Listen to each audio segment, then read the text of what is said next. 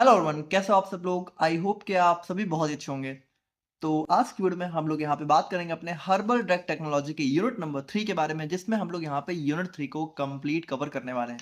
अब देखिए, यूनिट 3 के अगर हम लोग यहाँ पे सिलेबस की बात करें तो देखिए, इसमें सबसे पहला जो हमारा चैप्टर आ जाता है वो आ जाता है हर्बल कॉस्मेटिक्स के ऊपर। मतलब देखो, पूरा का पूरा चैप्टर ही बेसिकली आप कह सकते हो इसी के ऊपर है, क्योंकि ये हमारा मेन टॉपिक है। बाकी इसी के अंदर आप लोग को यहाँ पे हर्बल एक्सिपिएंट्स भी पढ़ना है, ठीक है, जो कि हमारा सेकंड चैप्टर हो जाएगा। और थर्ड चैप्टर हमारा हो जाता है हर्बल फॉर्मुलेशंस। तो यहाँ पे देखिए, इस तरीके से हम लोग यहाँ पे 3 चैप्टर्स को देखेंगे। अब इन चैप्टर्स के अंदर भी हमारे बहुत सारे टॉपिक्स दे रखे हैं, तो इन सभी को हम लोग यहाँ पे आज की सिंगल वीडियो में कंप्लीट कवर करने वाले हैं। बाकी देखिए इस वीडियो को बनाने में भी लिटरली बहुत मेहनत लगती है, तो आप लोग को अगर पसंद आएगी तो वीडियो को लाइक कर दीजिएगा और चैनल को सब्सक्राइब कर लीजिएगा अगर आपने ना किया हो तो, इन केस। बाकी इन सारी बातों के साथ मेरा नाम है अर्षित पांडे। आप लोग कॉपी और पेन लेके बैठ जाइए और हम लोग अपना आज का वीडियो स्टार्ट करते हैं।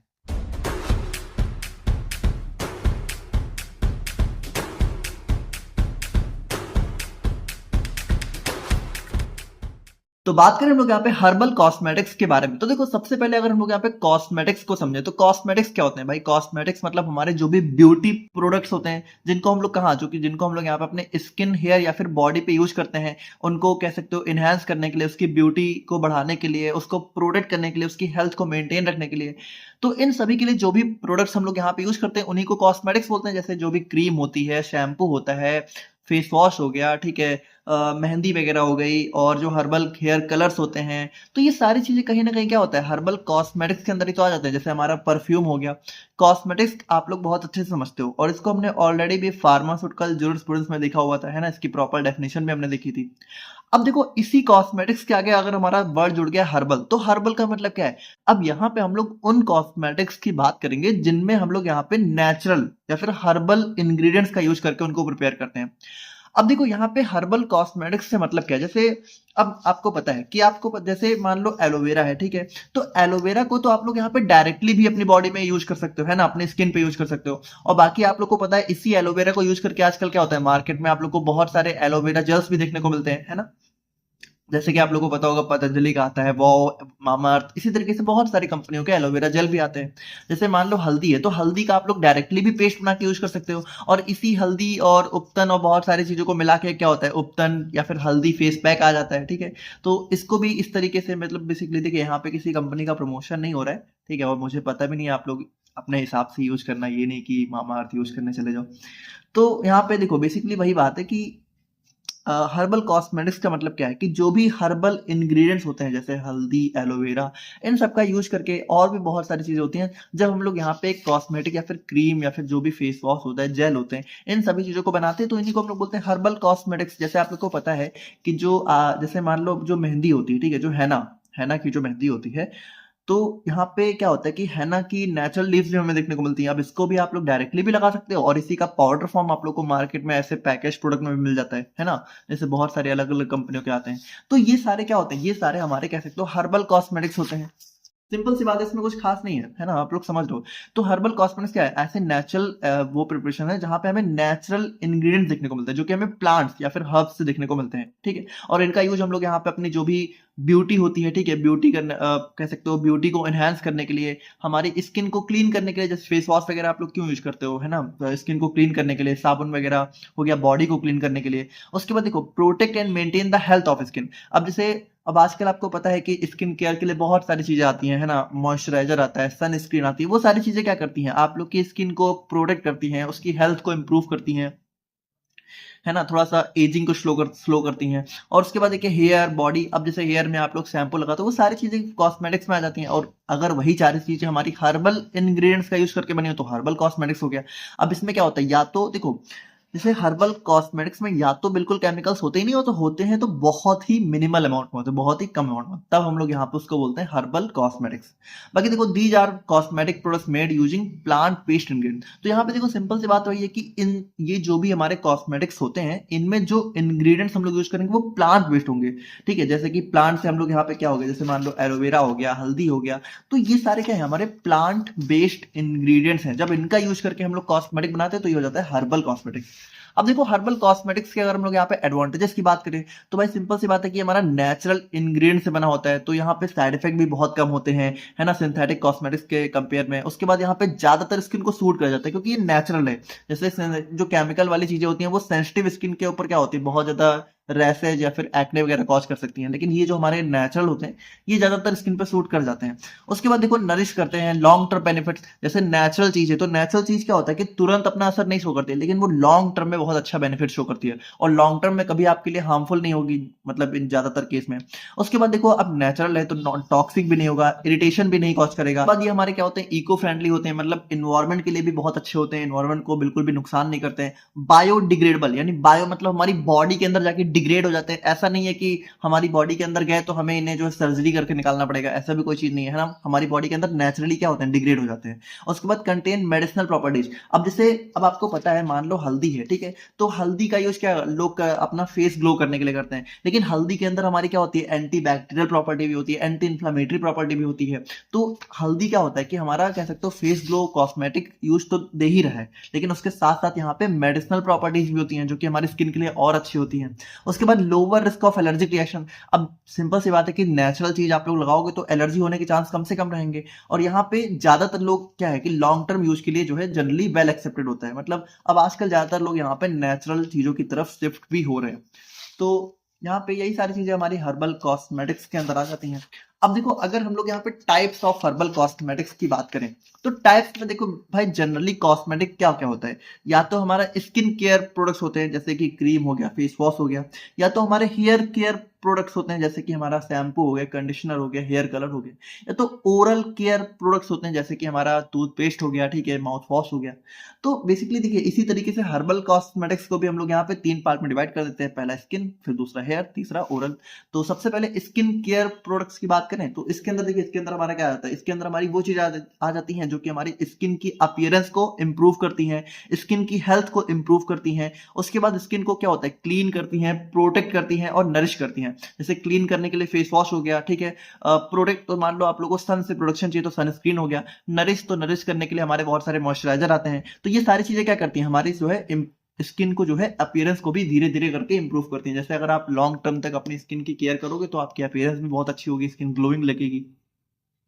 और उसके बाद देखो इन प्रोडक्ट्स में क्या होता है कि हमारे हर्ब्स होते हैं जिनके अंदर anti microbial, anti inflammatory, antioxidant और मॉइस्चराइजिंग प्रॉपर्टी होती है। अब देखो सिंपल सी बात है, एंटी माइक्रोबियल प्रॉपर्टी होगी तो हमारा माइक्रोब्स कम से कम ग्रो होंगे। जैसे मान लो कोई हमारा, आप लोग यहाँ पे माउथ वॉश यूज कर रहे हो, ठीक है, तो उसके अंदर अगर एंटी माइक्रोबियल प्रॉपर्टी होगी तो आप लोग के जो माउथ में जो डर्टी बैक्टीरिया होते हैं, ठीक है, वो नहीं ग्रो होंगे। उसके बाद एंटी इन्फ्लामेटरी तो इन्फ्लामेशन कम करेगा, तो इन्फ्लामेशन से क्या होता है, सूजन होती है, तो सूजन कम होगी बॉडी में, है ना, स्वेलिंग कम होगी।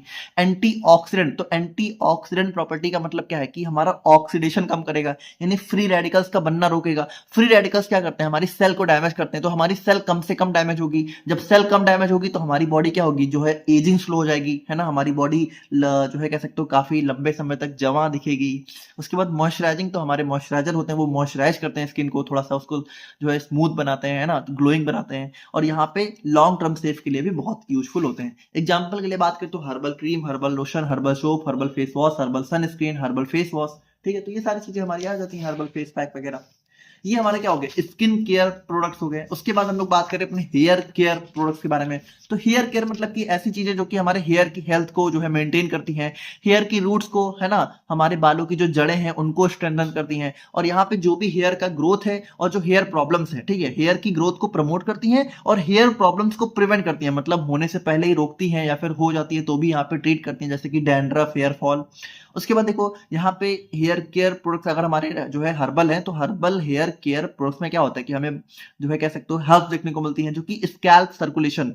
स्कैल्प सर्कुलेशन का मतलब क्या है, जैसे आप लोग को पता है कि जैसे हमारे जो हेयर होते हैं, ठीक है, तो हमारी हेयर क्या होते हैं, हमारे जैसे मान लो ये स्किन होती है, ठीक है, तो ये स्किन की एपिडर्मिस लेयर होती है, ये डर्मिस लेयर होती है। तो हमारे हेयर की जो रूट्स होती हैं वो कहाँ होती है, डर्मिस लेयर में होती हैं, और डर्मिस लेयर में ही क्या होती है, हमारी ब्लड सप्लाई होती है। तो इन रूट्स को जो है, इन हेयर रूट्स को जो है कह सकते हो जो भी न्यूट्रिएंट्स वगैरह होते हैं वो इसी ब्लड सप्लाई से तो मिलते हैं। अब जैसे जब हेयर लॉस होता है तो हेयर लॉस का सबसे मेन रीजन क्या होता है कि जो हमारे हेयर रूट्स होते हैं उनको ब्लड सप्लाई मिलना बंद हो जाती है, ठीक है, हेयर रूट्स क्या होते हैं, ब्लॉक हो जाते हैं। इसी की वजह से क्या होता है कि जब हेयर रूट्स ब्लॉक हो जाएंगे तो हेयर जो है डैमेज हो जाएंगे और धीरे धीरे यहाँ पे हेयर फॉल स्टार्ट हो जाता है। तो अगर हम लोग यहाँ पे देखो जितनी भी हेयर फॉल की दवाएं होती हैं वो यहाँ पे कोशिश यही करती हैं जैसे कि हमारा जो है कि हमारा जो ब्लड सर्कुलेशन है उसको इंप्रूव कर सकें और हमारी रूट्स को जो है ओपन रख सकें, जैसे कि मिनॉक्सिडिल वगैरह भी आपने नाम सुन रखा होगा। तो देखिए यहाँ पे हमारे जो हर्बल हेयर केयर प्रोडक्ट्स होते हैं वो भी यहाँ पे बेसिकली थोड़ा बहुत इसी तरह से काम करते हैं कि हेयर ब्लड सर्कुलेशन को बढ़ाते हैं, हेयर टेक्सचर को इंप्रूव करते हैं। एग्जांपल के लिए हमारा हर्बल शैम्पू, अब देखो हर्बल शैम्पू में क्या होता है, शिकाकाई, रीठा। हर्बल हेयर ऑयल्स में जैसे आंवला, भृंगराज और कोकोनट ऑयल, इन सभी का नाम आपने सुन रखा है। हर्बल कंडीशनर भी हमारे इन्हीं सबसे बना लिए जाते हैं। और उसके बाद हमारी हर्बल हेयर डाई आ जाती है। तो हर्बल हेयर डाई में जैसे हमारा हैना, इंडिगो, ये सारी हमारी हर्बल हेयर डाई आ जाती हैं। तो देखिए ये हमारे हो जाते हैं हेयर केयर प्रोडक्ट्स। और उसके बाद अगर हम लोग यहाँ पे बात करें अपने ओरल केयर प्रोडक्ट्स के बारे में, तो ओरल मतलब कि जो जिनका यूज आप लोग अपने माउथ में करते हो बेसिकली, जैसे कि हमारा हर्बल टूथपेस्ट हो गया, ठीक है, टूथ पाउडर। तो ये हमारे वो प्रोडक्ट्स होते हैं जो कि ओरल हाइजीन को, जैसे कि आप लोग के मुंह को साफ रखते हैं, दांतों को साफ रखते हैं, है ना, जो बैड ब्रीथिंग होती है उसको कंट्रोल करते हैं और डेंटल डिसऑर्डर्स होने से रोकते हैं, है ना, दांतों का सड़ना, जैसे ये सारी चीजें हमारा कैविटी से बचाते हैं। अब देखो इन प्रोडक्ट्स में क्या होती है, इन प्रोडक्ट्स में ऐसी हर्ब्स होती हैं जिनके अंदर एंटी बैक्टीरियल, अब एंटी बैक्टीरियल प्रॉपर्टी होगी तो बैक्टीरिया की ग्रोथ को रोकेगा। एंटी इन्फ्लामेटरी, ठीक है, तो माउथ में जो स्वेलिंग, सूजन होती है उनको रोकेगा, रेडनेस को रोकेगा। Which helps in reducing plaque, ठीक है, तो प्लैक मतलब क्या होता है, प्लैक मतलब जैसे दांतों में कभी कभी आपने देखा है कुछ लोग के येलो कलर का जो है फॉर्म हो जाता है, तो उसको कह सकते हो प्लैक हो गया, ठीक है, गम इन्फेक्शन हो गया। और बैड ब्रीथ, ठीक है, तो आप लोग जब सांस लोग मतलब जैसे कुछ लोग एक जो है ब्रीथिंग की बहुत प्रॉब्लम होती है, जैसे वो बात करते हैं तो उनके मुंह से काफी ज्यादा बैड ब्रीथ आती है, तो उसको भी कंट्रोल करने में हेल्प करते हैं। तो एग्जांपल के लिए बात करें तो हमारा हर्बल टूथपेस्ट हो गया, herbal tooth powder, herbal mouthwash, herbal dental cream. तो ये सारे हमारे oral hair herbal oral care products हो जाते हैं। तो यहाँ पे देखिए अगर हम लोग देखें तो देखिए हमने क्या देखा अभी तक, हमने जो है अपने टाइप्स ऑफ हर्बल कॉस्मेटिक्स को ही डिस्कस किया है। अब हम लोग यहाँ पे बात करेंगे अपने सिलेबस के मेन टॉपिक के बारे में, जो कि हो जाता है sources and description of raw material. तो यहाँ पे देखिए अगर हम लोग बात करें तो देखो इस टॉपिक को पहले समझना, इस टॉपिक का मतलब क्या है, sources and description of raw materials of herbal origin. देखो इसका मतलब ये है कि जैसे मान लो कोई हर्बल कॉस्मेटिक बनाई जा रही है या फिर कोई भी हर्बल प्रोडक्ट अगर बनाया जा रहा है, तो आप लोग को पता है कि हर्बल प्रोडक्ट में क्या होता है, हर्बल प्रोडक्ट में हम लोग यहाँ पे बहुत सारे कह सकते हो एक्सिपियंट्स का यूज करते हैं, है ना, एक्सिपियंट्स का यूज करते हैं। और हमारी जो भाई वो मेन ड्रग भी होती होगी। देखो यहाँ पे एपीआई का मतलब अब डायरेक्टली एकदम ड्रग से नहीं होता है, लेकिन आप ये समझो कि जैसे कोई भी आप प्रोडक्ट बना रहे हो तो उसमें एक्सिपिएंट होता है और जो मेन काम करने वाला एजेंट होता है, यानी कि जो एक्टिव इंग्रेडिएंट होता है बेसिकली कह सकते हो, है ना। यहाँ पे आप लोग एक्टिव फार्मास्यूटिकल की बजाय एक्टिव इंग्रेडिएंट ही बोल दो। तो अब देखो जैसे ये एक्टिव इंग्रेडिएंट है, एक्सिपिएंट्स है, तो हर्बल कॉस्मेटिक्स में जो भी एक्सिपिएंट होते हैं और जो भी एक्टिव इंग्रेडिएंट होता है जो कि अपना थेरापेटिक एक्शन शो करता है, तो वो सारी चीजें कहाँ से, ठीक है, उनके सोर्स क्या होते हैं और उनका डिस्क्रिप्शन की उनकी प्रॉपर्टी क्या होती है, ठीक है, कि वो किस काम से क्या काम करते हैं, उनका बेनिफिट क्या होता है, और सोर्स की मतलब वो किस जगह से मिलते हैं। तो यहाँ पे भी थोड़ा बहुत फैमिली वगैरह में डिस्कस करनी है, और ठीक है, तो ये सारी चीजें बेसिकली हम लोग यहाँ पे थोड़ा सा देखने वाले हैं। अब देखो आप लोग के सिलेबस में जो है दिया हुआ है, जैसे कि आप लोग देखो तो आप लोग के सिलेबस में क्या क्या दिया हुआ है, fixed oil, waxes, gums, colours, perfumes, productive agents, bleaching agent, antioxidant, ठीक है। तो इन सबका कि हर्बल कॉस्मेटिक्स में कौन कौन से फिक्स्ड ऑयल, कौन कौन से वैक्सेज, ठीक है, मतलब बेसिकली कह सकते हो फिक्स्ड ऑयल जो यूज किया जाता है उनका सोर्स क्या है, मतलब कहाँ से फिक्स्ड ऑयल हमें मिलता है, कहाँ से वैक्स मिलती है, कहाँ से गम मिलता है, कहाँ से परफ्यूम मिलता है, कहाँ से प्रोटेक्टिव एजेंट मिलता है। और जो ये सारे एजेंट होते हैं, जैसे मान लो फिक्स्ड ऑयल आप लोगों को मिला, तो जो फिक्स्ड ऑयल होता है उसकी प्रॉपर्टी क्या होती है, उसके यूजेज क्या होते हैं, वो सारी चीजें हमें बेसिकली इस टॉपिक में देखनी है। और यहाँ पे देखिए हम लोग क्या देख रहे हैं कि ये जो मिलते हैं इनका यूज कहाँ होता है, इनका यूज हमारा स्किन केयर, हेयर केयर और ओरल हाइजीन प्रोडक्ट्स में होता है। तो किनका यूज कहाँ होता है वो भी सारी चीजें हम लोग देखेंगे। तो देखो हर्बल कॉस्मेटिक्स क्या होते हैं, हर्बल कॉस्मेटिक्स हमारी ऐसी कॉस्मेटिक प्रिपरेशन होती हैं जिनको हम लोग यहाँ पे नेचुरल रॉ मटेरियल को ऑब्टेन करके बनाते हैं, है ना। अब यहाँ पे देखो ये जो रॉ मटेरियल होते हैं इसका यूज हम लोग किस लिए करते हैं, cleansing, production, nourishment, beautification of skin, hair and oral cavity. अब देखो सिंपल सी बात है, मतलब यहाँ पे वही बात बताई जा रही है कि जो कॉस्मेटिक्स आप लोग की बन रही है वो इन्हीं रॉ मटेरियल्स का यूज करके बन रही है। अब यही रॉ मटेरियल्स हमारे यहाँ पे जब कंबाइन होकर कॉस्मेटिक्स के फॉर्म में मिलते हैं, तो ये कॉस्मेटिक्स क्या करता है, हमारा क्लींजिंग का काम करता है, क्लींजिंग जैसे फेस वॉश हो गया, प्रोडक्शन, नरिशमेंट, ब्यूटिफिकेशन, इन्हीं सबका काम तो करता है। Not due to their natural origin they are safe and have fewer side effect. अब सिंपल सी बात है कि ये हमारे नेचुरल ओरिजिन से होते होते हैं तो इनका साइड इफेक्ट बहुत ही कम होते हैं। The important herbal raw material include fixed oil, waxes, gums and mucilage. अब यहाँ पे देखो हमारे बहुत सारे हर्बल रॉ मटेरियल यूज होते हैं, तो इन सभी को एक एक करके देखेंगे। सबसे पहला फिक्स्ड ऑयल हो गया, फिर वैक्स, गम्स, ठीक है, म्यूसिलेज, और हमारा मतलब गम्स और म्यूसिलेज सेम ही होता है, फिर herbal colour, perfume, flavouring agent, protective agent, bleaching agent, antioxidants, ठीक है। तो बेसिकली देखो ये सिलेबस में जो भी चीजें दी हुई हैं इन सभी को हम लोग यहाँ पे डिस्कस करेंगे। तो सबसे पहले बात करते हैं अपने फिक्स्ड ऑयल्स के बारे में। अब देखो फिक्स्ड ऑयल क्या होता है। फिक्स्ड ऑयल का मतलब हमारा ऐसा ऑयल, ठीक है, जो कि हमारा कह सकते हो, मान लो अगर नॉर्मल रूम टेम्परेचर पे आप रखो तो वो इवेपोरेट ना हो। बेसिकली आप इनको नॉन वोलाटाइल ऑयल बोल सकते हो। नॉन वोलाटाइल का मतलब क्या, देखो वोलाटाइल का मतलब क्या होता है, जो रूम टेम्परेचर पे इवेपोरेट होने लगते हैं। जैसे कि पेट्रोल, पेट्रोल खुला रख दो तो क्या होता है, आसमान में उड़ जाता है। लेकिन ये सारे जो ऑयल होते हैं ये उड़ते नहीं है। जैसे कि आलमंड ऑयल, भाई बादाम का तेल हो गया, या फिर जो है आपने आंवला ऑयल सुना होगा, तो इन सबको ऐसा थोड़ी कि आप लोग खुले में रख देते तो ये हवा में उड़ जाते हैं, ऐसा नहीं होता। तो इसीलिए इनको बोलते हैं फिक्स्ड ऑयल। तो ये जनरली क्या होता है, जनरली ये जो हमारे सीड्स, अब सीड्स की बात करें तो जैसे आपने सुन रखा होगा सनफ्लावर ऑयल, ठीक है, सनफ्लावर ऑयल आपने सुन रखा होगा, जो है किचन में यूज किया जाता है। अब हालांकि वो किचन में यूज होता है खाने में, लेकिन हालांकि इससे जो है हमारे कुछ जो है कॉस्मेटिक प्रोडक्ट्स में भी इनका यूज हो सकता है। तो सनफ्लावर सीड से मिलता है वो ऑयल, ठीक है। उसके बाद फ्रूट्स, तो जैसे आंवला, ठीक है, तो आंवला से भी आंवला ऑयल होता है। तो आंवला क्या होता है, एक टाइप का फ्रूट होता है। उसके बाद कर्नल्स। अब देखो कर्नल्स क्या होता है, कर्नल का मतलब होता है जैसे अखरोट, आपने देखा है अखरोट, तो अखरोट क्या होता है, अखरोट की जो ऊपरी लेयर होती है, जब इसको आप लोग निकालते हो तब आप लोग को अंदर जाके जो है अखरोट का मेन जो है खाने वाला प्रोडक्ट मिलता है, ठीक है। अखरोट तो हम लोग इस पूरे को बोलते हैं ना, लेकिन जो खाने वाला प्रोडक्ट होता है वो हमें इस अखरोट को तोड़ने पे मिलता है। तो देखो ये जो ये मिलता है ना, इसी को हम लोग बोलते हैं कर्नल। कर्नल मतलब जब जनरली सीड के अंदर से हमें जब कोई चीज मिलती है जो कि हमारे लिए यूजफुल होती है, उसको हम लोग बोलते हैं कर्नल। जैसे वॉलनट ऑयल भी आता है, ठीक है। उसके बाद देखो कोकोनट। अब कोकोनट की बात करें तो वो भी एक टाइप का कर्नल ही होता है। जैसे आपको पता है जो मेन कोकोनट होता है, जो ब्राउन वाली कोकोनट, जो जैसे जब मान लो जो कोकोनट जब पक जाता है, ठीक है, तो वो क्या होता है कि वो ब्राउन कलर का होता है ना, जिसको हम लोग खाते हैं, और अंदर व्हाइट कलर का रहता है उसका। तो उसके ऊपर भी आपने क्या देखा, उसके ऊपर भी रेशे, ऐसे रेशे नहीं रहते हैं, रेशे। तो उन रेशों को जब हम लोग हटाते हैं तब जाके हमें हमारा कोकोनट मिलता है कि नहीं। तो बेसिकली देखो जब ऐसी चीजें मिलती हैं, जब हमारी यहाँ पे कह सकते हो सीड के अंदर जो हमारा मेन कह सकते हो यूजफुल प्रोडक्ट होता है, तो उसको हम लोग बोलते हैं कर्नल। तो यहाँ पे देखिए वही चीज है कि ये जो फिक्स्ड ऑयल होते हैं, या तो ये सीड, या तो फ्रूट, या तो कर्नल से बने हो सकते हैं, और इनको हम लोग यहाँ पे कोल्ड प्रेसिंग, ठीक है, या फिर एक्सप्रेशन, ठीक है, तो कोल्ड एक्सप्रेशन या फिर कोल्ड प्रेसिंग से हम लोग यहाँ पे बेसिकली इसको प्रिपेयर करते हैं। तो कोल्ड प्रेस्ड ऑयल आपने सुने होंगे, आजकल थोड़ा सा ट्रेंडिंग में है, काफी महंगे मिलते हैं, और इसीलिए इनको हम लोग यहाँ पे नॉन वोलेटाइल ऑयल्स भी बोलते हैं बेसिकली। इसीलिए क्या मतलब इनको बोलते ही हैं, क्योंकि यहाँ पे ये वोलेटाइल नहीं होते।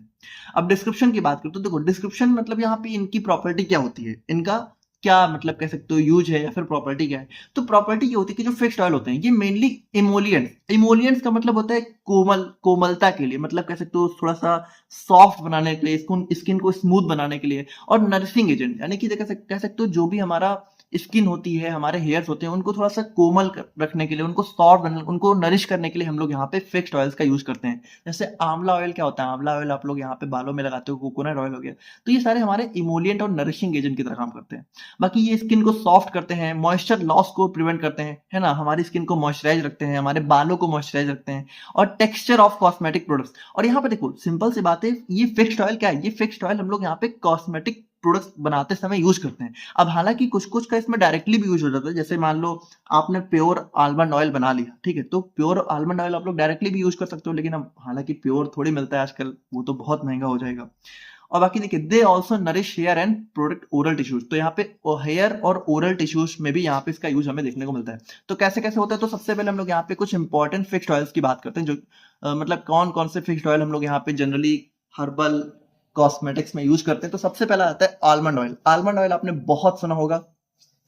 तो आलमंड ऑयल क्या होता है कि जो हमारे जो कह सकते हो आलमंड मतलब बादाम हो गया, ठीक है, तो बेसिकली इसका सोर्स क्या होता है, सीड्स ऑफ प्रूनस एमिगडालस, ठीक है। तो ये हमारा इसका मतलब कह सकते हो साइंटिफिक नेम होता है सोर्स का। तो ये आप लोग थोड़ा सा याद कर लेना अगर करना हो तो। बाकी हो देखो यहाँ पे आप लोग चाहो तो इसमें सिर्फ आलमंड ऑयल भी याद कर सकते हो, लेकिन हाँ थोड़ा बहुत सोर्सेज वगैरह देख लेना एक दो का, तो सही रहेगा।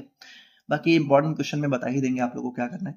और डिस्क्रिप्शन की बात करें तो यहाँ पे देखिए जो आलमंड ऑयल होता है वो विटामिन ई में रिच होता है, ठीक है, फैटी एसिड्स भी इसके अंदर भर भर के देखने को मिलते हैं। ये हमारी स्किन को नरिश करता है, सॉफ्टन करता है, और हेयर को स्ट्रेंथन करता है, और कॉम्प्लेक्सेशन यानी कि जो आप लोग क्या कह सकते हो नेचुरल कलर है उसको भी थोड़ा सा इंप्रूव करता है ना, ब्राइट करता है कह सकते हो। बाकी इतना भी कुछ नहीं, ग्लोइंग बनाने में ज्यादा हेल्प करता है। स्किन केयर की बात करें तो स्किन केयर में देखो, अब यहाँ पे देखो जो आलमंड ऑयल है ये जैसे स्किन, हेयर और ओरल केयर में कैसे कैसे यूज होता है, तो स्किन केयर में इसका यूज हम लोग यहाँ पे मॉइस्चराइजर और कोल्ड क्रीम में करते हैं। ठीक है, तो कोल्ड क्रीम और मॉइस्चराइजर में आपने बहुत देखा होगा कि आलमंड ऑयल का मॉइस्चराइजर है ना, तो वो आते हैं। उसके बाद हमारे हेयर केयर में तो हमारा आलमंड ऑयल, आप लोगों ने हेयर केयर में तो पढ़ा ही है, मतलब देखा ही है। कोकोनट ऑयल है ना, बहुत सारे आते हैं ब्लू कलर के डिब्बे में। और ओरल केयर की बात करें तो गम्स के मसाज में हम लोग यहाँ पे ट्रेडिशनली, मतलब कि अब जैसे नॉर्मली तो आजकल कोई नहीं करता है, लेकिन हाँ बहुत पहले टाइम से यहाँ पे इसका यूज जो है गम्स के मसाज करने में यहाँ पे होता आया है। तो ये हो जाता है हमारे यहाँ पे आलमंड ऑयल। और उसके बाद अगर हम लोग यहाँ पे बात करें अपने कोकोनट ऑयल के बारे में, तो कोकोनट ऑयल भी यहाँ पे देखिए कर्नल ऑफ कोकस न्यूसीफेरा से मिलता है। तो वही चीज है कि जो हमारा वो जो ब्राउन कलर की लेयर होती है उसको हटा के हमें कोकोनट मिलता है। ठीक है, तो उसी से हम लोग कोकोनट ऑयल बनाते हैं। डिस्क्रिप्शन की बात करें तो ये भी हमारा बहुत ही एक्सलेंट मॉइस्चराइजर होता है, इसके अंदर एंटी माइक्रोबियल एक्टिविटी होती है और ये बहुत ही डीपली पेनिट्रेट करता है, मतलब अंदर तक जाके हमारी स्किन को जो है कह सकते हो नरिश करता है और ड्राइनेस को प्रिवेंट करता है। पेनिट्रेट मतलब क्या होता है, भेदना किसी चीज को, जैसे स्किन की लेयर्स में बहुत अंदर तक जाके, डर्मिस लेयर तक जाके कह सकते हो इंप्रूवमेंट प्रोवाइड करता है। स्किन केयर की बात करें तो यहाँ पे कोकोनट ऑयल का यूज हम लोग यहाँ पे क्रीम लोशंस में करते हैं। हेयर केयर में हम लोग यहाँ पे स्कैल्प की नरिशमेंट में, है ना, कोकोनट ऑयल हमारा हेयर केयर में तो आता ही है, कोकोनट ऑयल आपने सुना होगा। ओरल हाइजीन की बात करें तो ऑयल पुलिंग, ऑयल पुलिंग का मतलब है कि कोकोनट ऑयल का यूज हम लोग यहाँ पे जैसे गरारा करने में, ऐसे आपने सुना होगा। ठीक है, कि मतलब ऐसे थोड़ा सा, मतलब आपने माउथ में रखा थोड़ी देर, ठीक है, और उसको ऐसे घुमाया इधर उधर, मतलब माउथ में ही, फिर आपने जो है मतलब बाहर थूक दिया। ठीक है, तो वो हमारा ऑयल पुलिंग हो जाता है। उसके बाद कैस्टर ऑयल की बात करें तो कैस्टर ऑयल हमारा जो है रिसिनस कम्युनिस की सीड से हमें देखने को मिलता है। और डिस्क्रिप्शन की बात करें तो बहुत ही विस्कस और थिक होता है। कभी कैस्टर ऑयल आपने देखा तो बहुत ही गाढ़ा होता है। ठीक है, और यहाँ पे प्रोटेक्टिव और मॉइस्चराइजिंग एजेंट की तरह इसका यूज करते हैं। अब इसका यूज मेनली स्किन और हेयर केयर में होता है। ठीक है, ओरल केयर में इसका यूज कम ही होता है। स्किन केयर में इसका यूज हम लोग ऑइंटमेंट्स और प्रोटेक्टिव क्रीम की तरह करते हैं, और हेयर केयर में यहाँ पे हेयर ग्रोथ को प्रमोट करने में इसका जो है यूज होता है। ऑलिव ऑयल की बात करें तो ऑलिव ऑयल हमें यहाँ पे ओलिया यूरोपिया के फ्रूट से देखने को मिलता है। डिस्क्रिप्शन की बात करें तो हमारा नेचुरल इमोलिएंट होता है, मतलब कि हमारा थोड़ा सा कोमलता को बढ़ाता है, एंटीऑक्सीडेंट का काम करता है, हमारा ऑक्सीडेशन होने से रोकता है। और स्किन की इलास्टिसिटी, अब देखो स्किन इलास्टिसिटी से क्या मतलब है, जैसे आपने देखा होगा कि कुछ कुछ लोग जिम वगैरह करते हैं, तो जब उनकी बॉडी का साइज ग्रो होता है तो उनको स्ट्रेच मार्क्स पड़ जाते हैं। ठीक है, और प्रेगनेंसी के बाद भी फीमेल्स में जो है बेली पे स्ट्रेच मार्क्स आ जाते हैं। तो देखो स्ट्रेच मार्क्स आने का क्या मतलब है कि उनकी स्किन की इलास्टिसिटी बहुत कम थी। जिनकी स्किन में इलास्टिसिटी अच्छी होती है उनको उनको जो है स्ट्रेच मार्क्स बहुत ही कम आते हैं या तो नहीं आते हैं।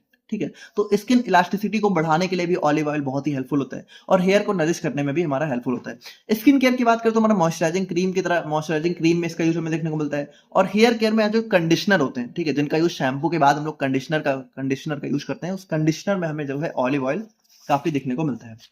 एंड तो ये देखिए, ये हमारे हो जाता है फिक्स्ड ऑयल। तो यहाँ पे हमने देखा कि कौन कौन से फिक्स्ड ऑयल हम लोग यहाँ पे जनरली कॉस्मेटिक्स प्रिपरेशन में यूज करते हैं। और अब हम लोग यहाँ पे बात करते हैं अपने वैक्सेज के बारे में। अब देखो वैक्सेज की बात करें तो वैक्सेज मतलब आपने हेयर वैक्स का नाम सुना होगा। तो हेयर वैक्स क्या होता है, हेयर वैक्स मतलब बेसिकली हेयर को होल्ड देता है। तो उसी तरीके से देखिए वैक्सेज भी मतलब आपने सुना होगा जो है, देखिए इनका यूज ना जनरली जो है, आपने इमल्सन अगर पढ़ा हो तो इमल्सन में भी हम लोग जो हमारा इमल्सिफाइंग एजेंट होता है, तो इमल्सिफाइंग एजेंट में वैक्सेज का भी यूज हम लोग करते हैं। तो ये हमारा थोड़ा सा कह सकते हो स्टेबिलिटी प्रोवाइड करने में, कंसिस्टेंसी बढ़ाने में हमारा हेल्प करता है। तो यहाँ पे देखिए अगर हम लोग बात करें तो यहाँ पे देखिए हमने जो है अपने फिक्स्ड ऑयल को देखा। अब हम लोग बात करेंगे अपने वैक्सेज के बारे में। तो वैक्सेज की बात करें तो देखिए वैक्सेज हमारे जो है प्लांट, एनिमल या फिर मिनरल सोर्सेज से हमें देखने को मिलते हैं। और डिस्क्रिप्शन की बात करें तो यहाँ पे देखिए ये हमारे क्या करते हैं, ये हमारा कंसिस्टेंसी, हार्डनेस। अब जैसे बालों में वैक्स लगा लो तो क्या होता है, बाल एकदम सेट हो जाते हैं, है ना, बाल बिल्कुल हिलते ही नहीं। और स्टेबिलिटी टू कॉस्मेटिक प्रोडक्ट, तो यहाँ पे जो है जो भी कॉस्मेटिक प्रोडक्ट्स हैं उनको यहाँ पे स्टेबिलिटी प्रोवाइड करता है। और बाकी यहाँ पे वही चीज है कि यहाँ पे क्या होता है, स्किन और हेयर पे एक प्रोटेक्टिव लेयर की तरह काम करता है। जैसे बालों के ऊपर आपने लगाया तो बालों के ऊपर क्या हुआ, वो उसने एक लेयर फॉर्म कर ली। अब ये है कि मान लो अगर आप कभी बालों के ऊपर वैक्स लगा रहे हो तो आने के बाद उसको जो है मतलब सोने से पहले एटलीस्ट उसको धो लेना चाहिए। अब इंपॉर्टेंट वैक्सेज की बात करें तो यहाँ पे देखिए जैसे हमारा सबसे ज्यादा बीज वैक्स। अब बीज वैक्स मतलब यहाँ पे क्या होता है, जो मधुमक्खी का छत्ता होता है, देखो शहद नहीं, शहद जिस छत्ते में रहता है, जिस छत्ते में मधुमक्खियां रहती हैं, वो छत्ता हमारा बेसिकली हनी कॉम्ब उसको बोलते हैं। तो वो भी हमारा बहुत अच्छे बीज वैक्स की तरह काम करता है। जैसे आपने सुना होगा आजकल हनी कॉम्ब पैड्स आते हैं कूलर्स में, ठीक है। तो वो हमारे बेसिकली यहाँ पे बीज वैक्स का मतलब बीज वैक्स का काम करते हैं। अब डिस्क्रिप्शन की बात करें तो बहुत ही अच्छा थिकनिंग और इमल्सिफाइंग एजेंट होता है। स्किन केयर में क्रीम, लिप बाम्स और हेयर केयर में हेयर वैक्स में इसका यूज हमें देखने को मिलता है। पैराफिन वैक्स, तो पैराफिन वैक्स हमारा जो है पेट्रोलियम मिनरल ओरिजिन से देखने को मिलता है, मतलब पेट्रोलियम से हमें पैराफिन मिलता है, पैराफिन से हम लोग यहाँ पे पैराफिन वैक्स बनाते हैं। और ये पैराफिन यहाँ पे, अच्छा पैराफिन देखिए मैंने आप लोग को पढ़ाया था, अगर आप लोग को याद हो तो आप मुझे बताओ कि कौन सा जो है पैराफिन क्या होता है, बताओ एल्केन होता है, एल्कीन होता है, फिर एल्काइन होता है। कमेंट करके बताना अगर आप लोग को याद हो, ठीक है। तो डिस्क्रिप्शन की बात करें तो यहाँ पे देखिए जो पैराफिन होता है ये हमें क्या करता है, स्मूथ टेक्सचर और प्रोटेक्टिव कोटिंग प्रोवाइड करता है। स्किन केयर में पैराफिन थेरेपी, देखो पैराफिन थेरेपी क्या होती है कि हमारा यहाँ पे मतलब कह सकते हो पैराफिन वैक्स और कुछ और ऑयल्स वगैरह को मिला के एक पेस्ट तैयार किया जाता है, और उस पेस्ट को जो है स्किन के ऊपर काफी अच्छे से अप्लाई किया जाता है, तो वो बहुत ही डीप नरिशमेंट और जो है स्मूथ स्किन प्रोवाइड करता है, ठीक है, स्मूथ टेक्सचर प्रोवाइड करता है, तो उसको पैराफिन थेरेपी में यूज करते हैं। और स्टाइलिंग, तो जो हेयर स्टाइलिंग प्रोडक्ट्स होते हैं वहां पे भी यहाँ पे इसका यूज होता है। और उसके बाद हमारा नेक्स्ट आता है कैरनोबा वैक्स, तो यहाँ पे ये हमें जो है कोपरनीसिया प्रियोनीफेरा के जो है लीव्स से हमें देखने को मिलता है, और ये बहुत ही हार्ड वैक्स होता है, ठीक है, जो कि ग्लॉस, अब जैसे ये बहुत ही ग्लॉसी लुक देता है, जैसे आपने ग्लास स्किन सुनी होगी, है ना, और या फिर इसके जैसे हेयर पे लगा लो तो हेयर बहुत ही चमकने लग जाएंगे, तो उस टाइप का थोड़ा सा लुक देता है। स्किन केयर में बात करें तो हमारा प्रोडक्टिव क्रीम्स में और हेयर केयर में, हेयर स्टाइलिंग प्रोडक्ट्स में इसका यूज हमें देखने को मिलता है। नेक्स्ट हम लोग यहाँ पे बात करें अपने गम्स एंड म्यूसिलेजेस के बारे में। तो यहाँ पे देखिए गम्स भी आपने जो है इमल्सिफाइंग एजेंट में आपने पढ़ा था, ठीक है, कि गम्स भी हमारे इमल्सिफाइंग एजेंट की तरह काम करते हैं। तो बेसिकली देखो ये हमारे क्या होते हैं, ये हमारे जो भी प्लांट एक्जुडेट्स, अब आपको पता है जैसे जो प्लांट का जैसे जो गम्स होते हैं जो प्लांट से मिलते हैं, तो पेड़ों की छाल से, ठीक है, पेड़ों की जो छाल होती है तो छाल से जो है हमें जो है गम्स देखने को मिलते हैं, ठीक है। तो ये प्लांट, तो उसी को बोलते हैं प्लांट एक्जुडेट। बाकी कुछ कुछ सीड्स और लीव्स से भी हमें देखने को मिल सकते हैं। डिस्क्रिप्शन की बात करें तो ये हमारा जो है थिकनिंग, बाइंडिंग, सस्पेंडिंग और स्टेबलाइजिंग एजेंट की तरह हमारा काम करते हैं, ठीक है। तो सस्पेंशन में भी जो सस्पेंडिंग एजेंट होता है तो वहां पे भी हमें गम्स का यूज देखने को मिलता है। अब इंपॉर्टेंट गम्स की बात करें तो सबसे पहला आता है गम अकासिया। तो गम अकासिया का नाम आपने जरूर सुन रखा होगा, ट्रैगैकेंस का नाम भी आपने सुन रखा होगा, ठीक है। तो इस अकासिया सेनेगल से हमें जो है गम अकासिया देखने को मिलता है। ये बहुत ही अच्छा एमल्सिफायर और बाइंडिंग एजेंट की तरह काम करता है। स्किन केयर में यहाँ पे क्रीम, लोशंस और ओरल खियाजिन में, यहाँ पे टूथपेस्ट में इसका यूज देखने को मिलता है। ट्रैगैकेंस की बात करें तो ये हमारा एस्ट्रागैलस स्पीसीज से देखने को मिलता है, ठीक है, मतलब एस्ट्रागैलस में बहुत सारी स्पीसीज होती हैं, तो उन सभी से मतलब उनमें से हमें ट्राइगैन देखने को मिलता है। डिस्क्रिप्शन की बात करते हैं बहुत ही स्मूथ और स्टेबल जेल फॉर्म करता है, और स्किन केयर में इसका यूज जो है जेल्स की तरह होता है। और जैसे आपने कुछ सुना होगा आजकल जो है जेल आते हैं, ठीक है, जेल मॉइस्चराइजर भी आते हैं, ठीक है, तो उनमें हमारा ट्राइगैन का यूज होता है। और ओरल केयर में यहाँ पे डेंटल प्रिपरेशन में भी इसका यूज हमें देखने को मिलता है। उसके बाद देखिए थर्ड हमारा बहुत ही फेमस जो है एलोवेरा आ जाता है। तो एलोवेरा भी एक टाइप का जो है गम या फिर म्यूसिलेज की तरह काम करता है। अब जैसे देखो एलोवेरा हमारा क्या होता है, एक टाइप का म्यूसिलेज होता है। अब गम्स और म्यूसिलेज में बेसिक डिफरेंस क्या होता है, देखो होते तो दोनों एक टाइप के थिकनिंग, बाइंडिंग और सस्पेंडिंग एजेंट है, लेकिन गम और म्यूसिलेज में डिफरेंस ये होता है कि जैसे जो गम होता है वो क्या होता है, वो हमें जनरली पेड़ों की छाल से देखने को मिलता है। और कब देखने को मिलता है, जब यहाँ पे डैमेज होता है, मतलब जब पेड़ों की छाल में यहाँ पे कोई डैमेज होता है तब हमें गम देखने को मिलता है। जैसे इस तरीके से देखिए यहाँ पे गम दिख रहा है। लेकिन वहीं पे जो म्यूसिलेज होते हैं वो नेचुरली क्या होता है, वो नेचुरली जो है मतलब कह सकते हो जो प्लांट के अंदर का नेचुरल इंग्रेडिएंट होता है। जैसे एलोवेरा जो जेल होता है, एलोवेरा जेल ऐसा तो है नहीं कि एलोवेरा को डैमेज करने पे निकलता है, भाई वो एलोवेरा के अंदर नेचुरली ही फिल होता है, ठीक है। तो ये होता है हमारा गम्स और म्यूसिलेज में एक बेसिक डिफरेंस, आई होप कि समझ गए होगे। तो एलोवेरा क्या होता है, हमारा कह सकते हो एक टाइप का म्यूसिलेज होता है। और बाकी यहाँ पे इसका भी यूज हम लोग सूदिंग, हीलिंग, मॉइस्चराइजिंग एजेंट की तरह करते हैं। अब एलोवेरा जेल तो बहुत ही फेमस है, स्किन केयर में जो है जेल, क्रीम में देखने को मिलता है। हेयर केयर में हमारा कंडीशनर की तरह यहाँ पे एलोवेरा जेल का यूज कर सकते हैं। और ओरल केयर में हमारा माउथ जेल की तरह हमारे यहाँ पे ओरल एलोवेरा जेल हमें देखने को मिलता है। तो ये हमारा एलोवेरा जेल हो जाता है। उसके बाद अगर हम लोग यहाँ पे हर्बल कलर्स की बात करें तो हर्बल कलर्स मतलब ऐसे कलरिंग एजेंट जो कि हमें नेचुरली देखने को मिलते हैं। तो यहाँ पे देखिए बेसिकली कह सकते हो ये जो हर्बल कलर्स होते हैं, जैसे टर्मरिक, अब हल्दी आप लोगों को क्या पता है, हल्दी यहाँ पे बहुत अच्छा पीला कलर देती है, भाई दूध में डाल दो, पानी में डाल दो। आप लोग यहाँ पे जैसे दाल का जो पीला रंग होता है वो क्या होता है, जब दाल अच्छी खासी पीली होती है वो हल्दी की वजह से ही होती है। हल्दी ना डालो तो दाल एकदम फीकी फीकी लगती है, कलर ही नहीं अच्छा लगता है उसका। तो टर्मरिक क्या होता है, बहुत अच्छा कलरिंग एजेंट होता है। उसी तरीके से हैना, हमारा हैना क्या होता है, बहुत अच्छा कलरिंग एजेंट होता है जो कि हमारा हेयर कलर प्रोवाइड करता है। तो देखो जो हर्बल कलर्स होते हैं इनका सोर्स क्या होता है, या तो हमें रूट, लीफ, फ्लावर या फिर प्लांट के फ्रूट से देखने को मिलते हैं। डिस्क्रिप्शन की बात करें तो नेचुरल कलर प्रोवाइड करते हैं और इनके एडिशनल थेरेपेटिक बेनिफिट भी देखने को मिलते हैं। जैसे टर्मरिक है तो टर्मरिक कलर तो देता ही है, लेकिन उसके साथ साथ इसके अंदर में क्या होता है, एंटीसेप्टिक प्रॉपर्टी भी देखने को मिलती है। स्किन केयर में फेस पैक और ओरल केयर में टूथ पाउडर्स की तरह इसका यूज हमें देखने को मिलता है। हैना की बात करें तो हैना मतलब मेहंदी हो गया, ठीक है। तो हमारा यहाँ पे ये जो है लोसिनिया इनर्मिस के हमें लीव से देखने को मिलता है। और डिस्क्रिप्शन की बात करें तो हमारा नेचुरल कलरिंग एजेंट होता है, ठीक है। तो हैना का तो बहुत ज्यादा यूज हमें देखने को मिलता है। ये हमारा हैना की नेचुरल लीव्स होती हैं, इन्हीं को पीस के यहाँ पे पाउडर भी इसका देखने को मिल जाता है। अब हर्बल परफ्यूम्स और फ्लेवरिंग एजेंट्स की बात करें तो हर्बल परफ्यूम्स मतलब ऐसे एजेंट जो कि यहाँ पे नेचुरली खुशबू प्रोवाइड करते हैं।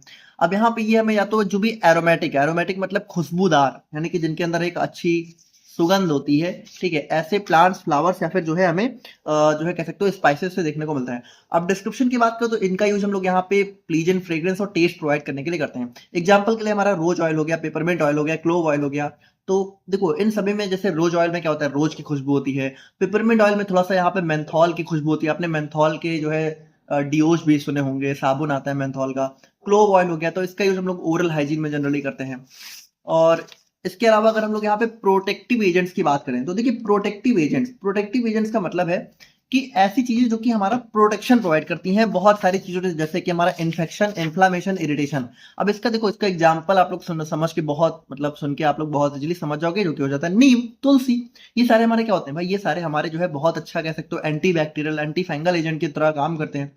तो प्रोटेक्टिव एजेंट के सोर्स क्या होते हैं, जनरली हमें मेडिसिनल प्लांट से देखने को मिलते हैं। और ये हमारे स्किन, हेयर, ओरल कैविटी को इन्फेक्शन, इन्फ्लामेशन और इरिटेशन से बचाते हैं। जैसे कि हमारा नीम हो गया, तो नीम का जो सोर्स होता है वो होता है एजाडिरेक्टा इंडिका, ठीक है। और डिस्क्रिप्शन की बात करें तो हमारा strong anti bacterial, anti fungal agent होता है।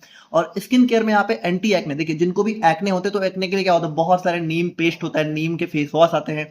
नीम आप लोग को बहुत ज्यादा जो है देखने को मिल ही जाता है। ओरल केयर की बात करें तो ओरल में हमारे नीम के टूथपेस्ट भी आते हैं, ठीक है। तो यहाँ पे ओरल केयर में भी इसका यूज हमें देखने को मिलता है। अब तुलसी तो भाई हमारा बचपन से ही आप लोग यूज करते हुए आ ही रहे होगे, थोड़ा बहुत भी अगर रूरल एरिया से बिलोंग करते हो, ठीक है। तो सोर्सेज की बात करें तो हमारा ऑसिमम सैंक्टम हमारा इसका सोर्स हो जाता है। और डिस्क्रिप्शन की बात करें तो anti microbial, anti oxidant agent की तरह इसका यूज करते हैं। स्किन केयर में यहाँ पे फेस वॉश में आप लोग को तुलसी फेस वॉश भी देखने को मिल जाता है, माउथ वॉश की तरह भी इसका यूज हमें देखने को मिलता है। ब्लीचिंग एजेंट मतलब आप लोगों ने सुना होगा, ब्लीचिंग कराई है मैंने, तो वहां पे है ना, जैसे यहाँ पे जो भी स्पा वगैरह होते हैं, स्पा नहीं मतलब जो भी यहाँ पे सैलून वगैरह होते हैं, ब्यूटी सैलून, वहां पे ब्लीचिंग होती है।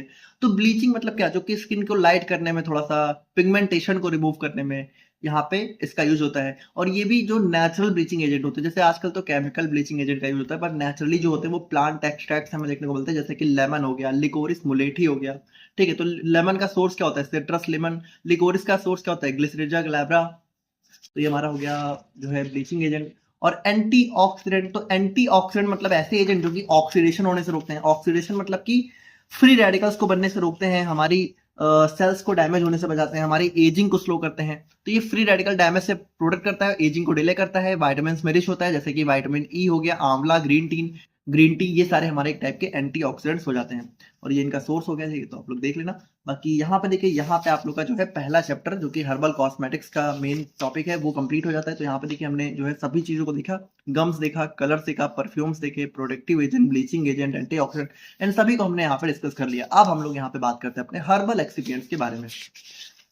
तो देखिए हर्बल एक्सिपिएंट्स की बात करें तो देखिए अभी भी आपने देखिए एक चीज समझना, जैसे अभी भी आपने जो देखा रॉ मटेरियल्स, वो भी हमारे टाइप के थे एक्सिपिएंट्स ही, ठीक है, समझ लो।